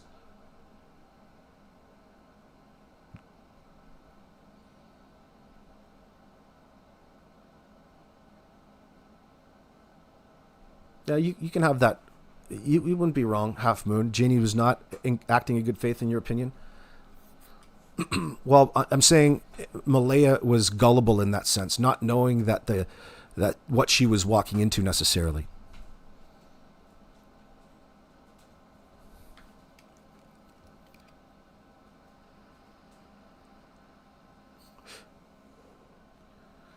Oh yeah, Lori, you know it.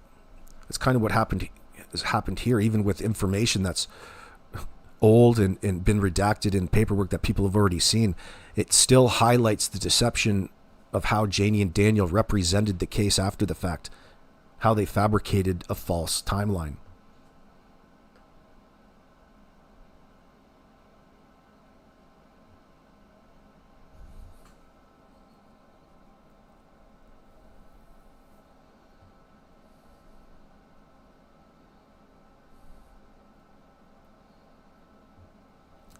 Tina Katrina, it's not actually called interrogation.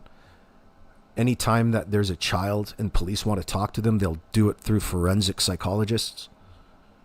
And I believe it wasn't the RCMP, Tina. It was this children's aid that was talking to Daniel's kids. But I don't know all the facts. I'm just trying to straighten out what it is I think we're both talking about.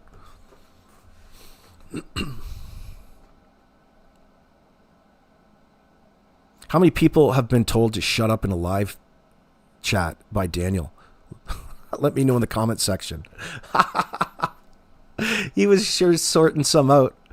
Well, it's good for you have to stand up for yourself, I mean. But it's not like, it's just it's a sideshow wherever Daniel goes in that sense.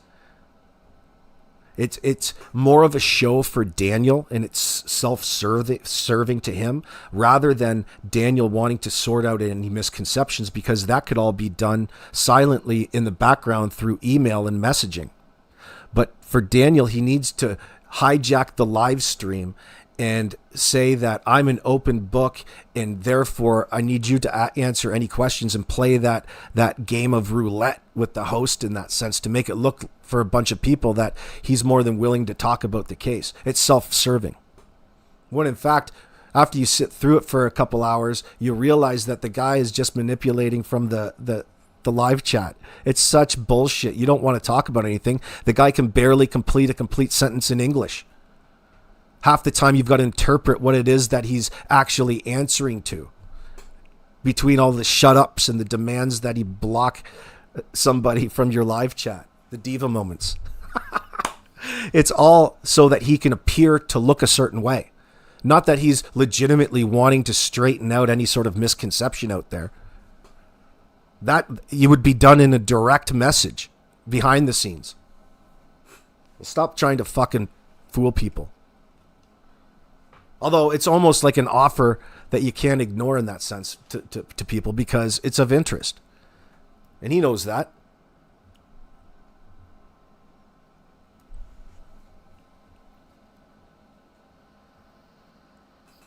Well, that was the question, Meep.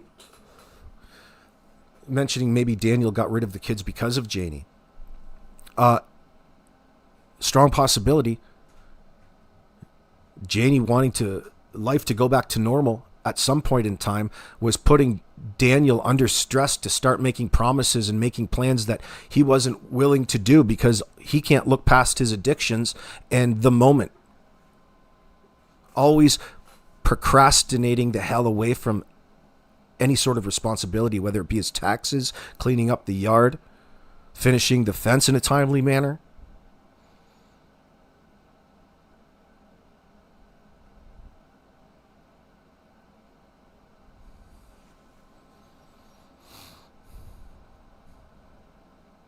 And Mike asked him about whether or not he thought the pink blanket was planted or not. I remember that yesterday. And again, all of that nonsense down there is just a reason why people could congregate elsewhere. But it's only speculation at this point. Is it really necessary to this timeline when we know that there's really no context along with it, other than the appearance and the photo op that Daniel wants to position himself as being, now having evidence of it and wanting to talk all about it, except talking about how it's relevant to anything.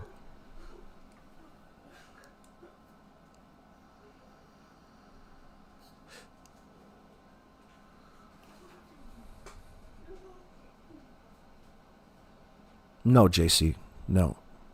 They won't be getting any dollars for them now, though.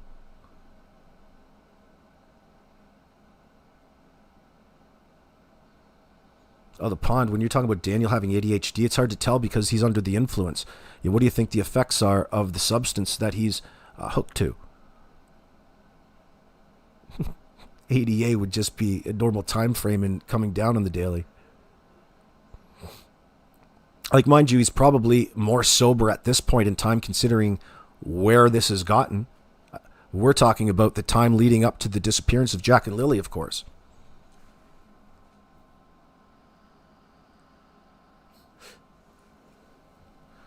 Julia Turner talks, Janie's resentment of Jack and Lily was modeled to and passed on by Daniel.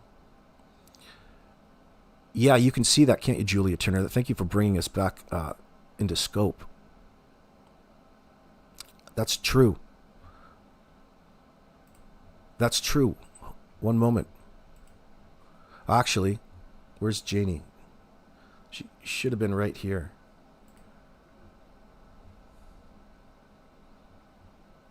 Where's old Janie?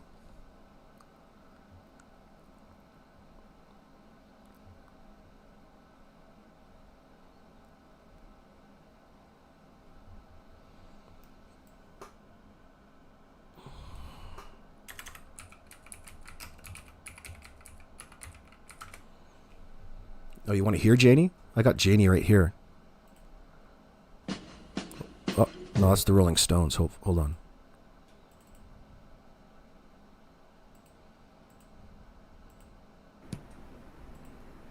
I haven't had a chance to get out to put any out, but I will definitely put them out. Just right now, I'm having a little car problem, so my sister-in-law said that she would take me around to put them up just soon she was able to do so. I do own another piece of land, but the land that I own is between my exes and my brother. It is 7 acres and there is no water. It's not by the ocean, it's not by anything. There's no brook on it, there's no water at all on it. So if you go to Google Maps, you will find a piece of land between my exes, which is Daniel and Justin's father, and my brothers. And that would be on the Lansdowne Road, not the Lansdowne Station Road. Repeat, the Lansdowne Road. And to correct Haley and whoever else, the piece of blanket was found on the Lansdowne Road, not the Lansdowne Station Road. I cannot answer questions about that blanket because I was not here when it was supposed to be found. I'm just hearing where she said it was. I'm correcting her that it was the Lansdowne Road. The only time that I was here to have any part of the blanket was when the cops, RCMP, came here and asked about the blanket to Daniel and... Why is she yelling, Bree? The answer to that question is a mystery thus far. It's her baseline, apparently. This has got to be the funniest baseline. It's not even funny. It's just ridiculous. She's that angry where her baseline is just borderline rage. Well, boy, she's not hiding anything, is she? Nothing to see here. Ooh, she sounds innocent. A broken goth doll. She's not yelling. That's her normal voice. Pissed off and perturbed. Justin did go to the garbage and showed the RCMP officers the rest of the blanket. And I can vouch for the blanket being put in the garbage because I seen the day that Daniel put it in the garbage because I told him not to bag it too heavy. So Daniel did put the blanket in the garbage. What's interesting is that she further goes on to corroborate the link between the blanket and the tree as to being one from her property. And she remembers Daniel putting it in there. So when it comes down to coming to a determination whether or not it's staged or not, there's no question who staged the damn scene. You don't even have to ask them. Heaven's sakes.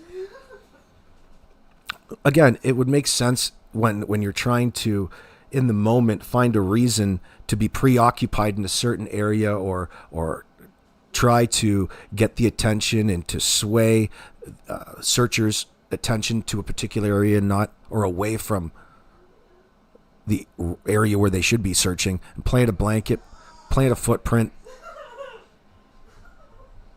The fact that there was one footprint up that they want to focus on in front of Janie's trailer, and then a second footprint, and they want to lead you to believe that they're somehow related, is really odd. Like, of all the places, talking about that boot print down by the pipeline being a half a kilometer in, Daniel said yesterday. 500 meters in off the road. Daniel thinks we're all stupid, Brian says. Oh yeah, well, that's what he's got to act. He knows we're not stupid because we called him out to a T. He's just trying to get away with something. He's got a real need for people to believe something other than what really happened.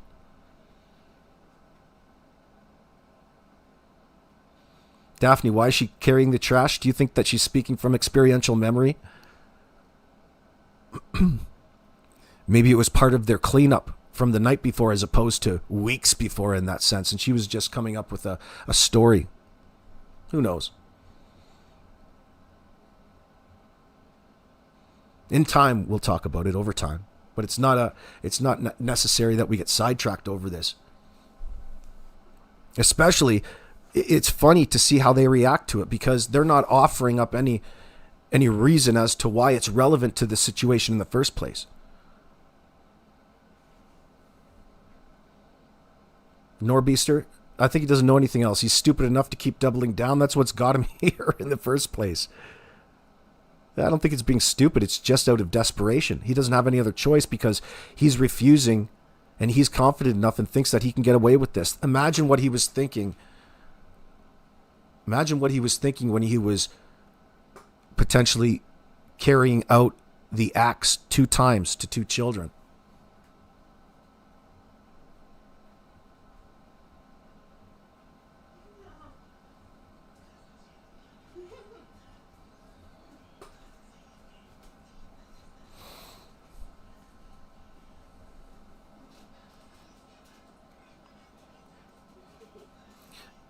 What are you saying, Tina? You wonder whether Mallier was on. Are you talking about Malaya?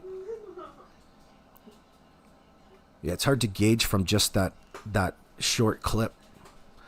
But there's talk about it. And I mean, based upon the things that her family have talked about, her past, some of her behavior would make you wonder whether or not she was suffering from addiction as well. And that would speak loads to why she's silent at this point in time, because you just go along with the substance abuse and that. Not wanting to make herself, eventually she doesn't want to get prosecuted for this. Who would?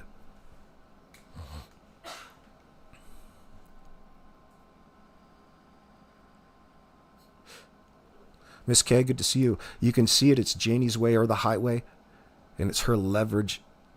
Is if you don't like it, get off your property. That's the exact things that she told Haley to do, according to Wade, in that fight at the end of the driveway on the first search day. The hell off my lot. Very sensitive to even any sort of accusations towards Daniel. Doesn't that demonstrate the level of protective nature that Janie has for Daniel? In the circumstance, that speaks loads.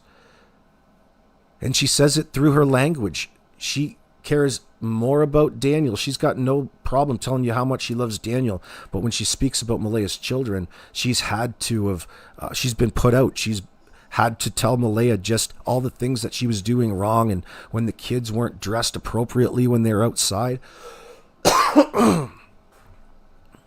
All of these things that she likes to put it back onto Malaya. And she was not carrying out all of the duties that was bestowed upon her by Janie and Daniel. What they consider to be her job when it comes to Jack and Lily. Telling us that there's a clear divide. Jack and Lily are Malaya's responsibility and not yours. And any sort of time that Daniel and Janie spent around the kids were just to be marked down, and you need to rub their back and recognize just how fantastic of a parent they both were at any one time around those kids. The kids were so lucky to have them in their lives. They even called Earl Grampy, he said, when he went to pick up his real grandchildren from a birthday party that he wasn't even invited to. That's how close he was with Jack and Lily. This is the shit that they want you to take to heart and believe. These are their statements. And yeah, they are dumb AF, but they're desperate AF in this sense too. They need to come out with the bullshit line. It's better than the truth. It's better than having to acknowledge the this that they refer to all of the time that they never quite commit to. the whatever happened to Jack and Lily situation. They just want you to know that they've got nothing to do with it.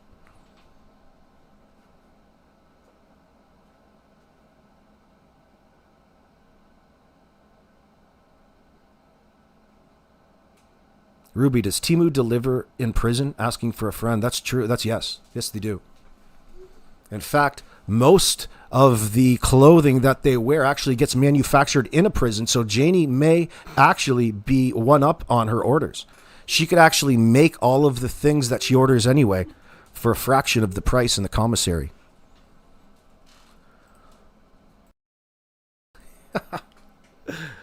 That's a good one there, Ruby. Janie didn't let Malaya know the kids were outside out of the goodness of her heart. She was complaining about the noise, waking her up and upsetting her dog. Yep. And that's just an example. Imagine all the things that we don't hear. You know, that's what she chooses to say in front of a group of people that are searching for these children. What is it that she doesn't, what is it does she say and go about in her normal life? It's probably a lot more colorful. Most of her anger would be towards Malaya in all of this.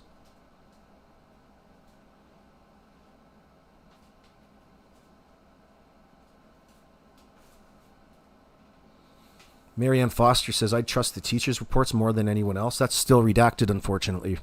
But I agree with you. High five on that. Yeah. And there's probably more interviews and things that have been done that we don't know about yet that are probably of interest to us. Keep that for the courtroom. Miss K, you don't think Malaya wanted to go home for whatever reason? You think that she didn't have anywhere to go, right? And something was better than nothing until something better comes along. Yeah, I get what you're saying. She was in this situation. She was trying to make the best of it. You don't necessarily expect that the person that you supposedly love and you've just had a child with are going to commit the most atrocious of acts and then turn around and suck you into this bullshit story in order to get away with it.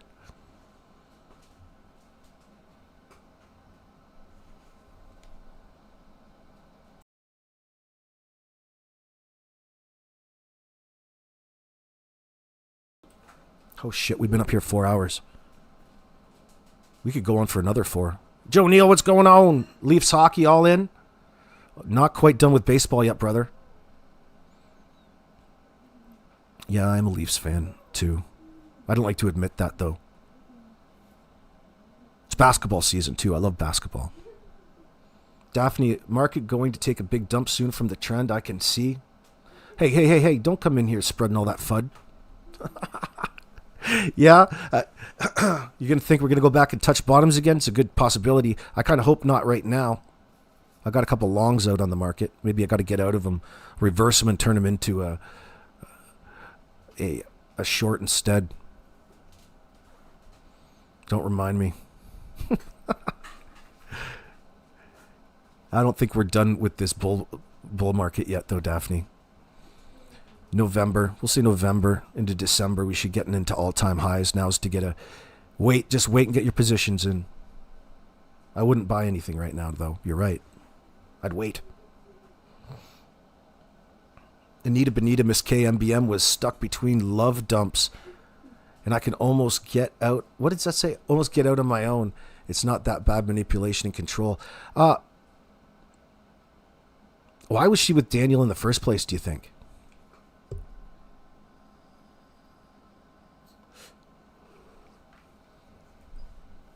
It's going to be hard to imagine that now, knowing what we know. I think they were probably brought together through the, magic of plenty of fish and substance abuse. That's what kept them together. Oh yeah, me too, Nature. I'm an XRP maxi in that sense. Got a long out on that too, 238. My price, at. Should have taken it off the other day and got the hell out of it, but I'm staying positive. Yeah, they're not done taking the piss. Joe Neal, you guys are getting me worried. I I get married to positions for whatever reason. I've got to learn to take a stop and get out of the market and reposition myself. Sometimes, not all the time. Yeah, Joe Neal, you mean non-billionaires? You mean retail, like us, like you and me? Yeah, you need to beat the hell out of us a little bit. I'm a little pissed off over what I'm hearing on Binance, but you never know what's true and what's not right now. I just like to turn the other way and hope that it'll get better tomorrow, because it always does. It's always the next day. You're like, oh, fuck. We had a bounce back. I knew it was going to happen like that. I pulled myself out of the market. It'll bounce back shortly. I pick my zones. Not yet, Daphne. I'm just doing spot trading and leverage trading. Scraping and some swing trades. But I am expanding out.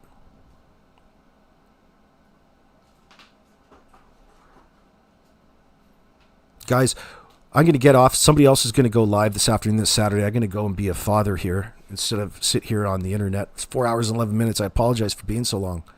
We're having too much fun talking about this topic. But it's worth talking about. What can I say? We'll be back on a little bit later on today. We'll continue on. But I'll let you guys get over into other people's streams and make sure that you go say hello to Daniel when you see him over there at Mike's. Maybe he'll be back in and continue the conversation. I don't know. We'll see. Maybe he's turned off. Mike was a gracious host, though.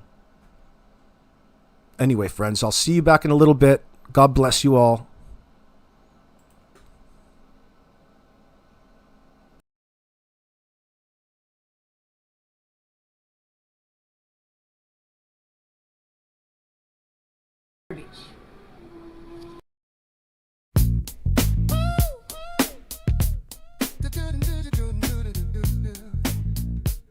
Ba-ba-ba-ba.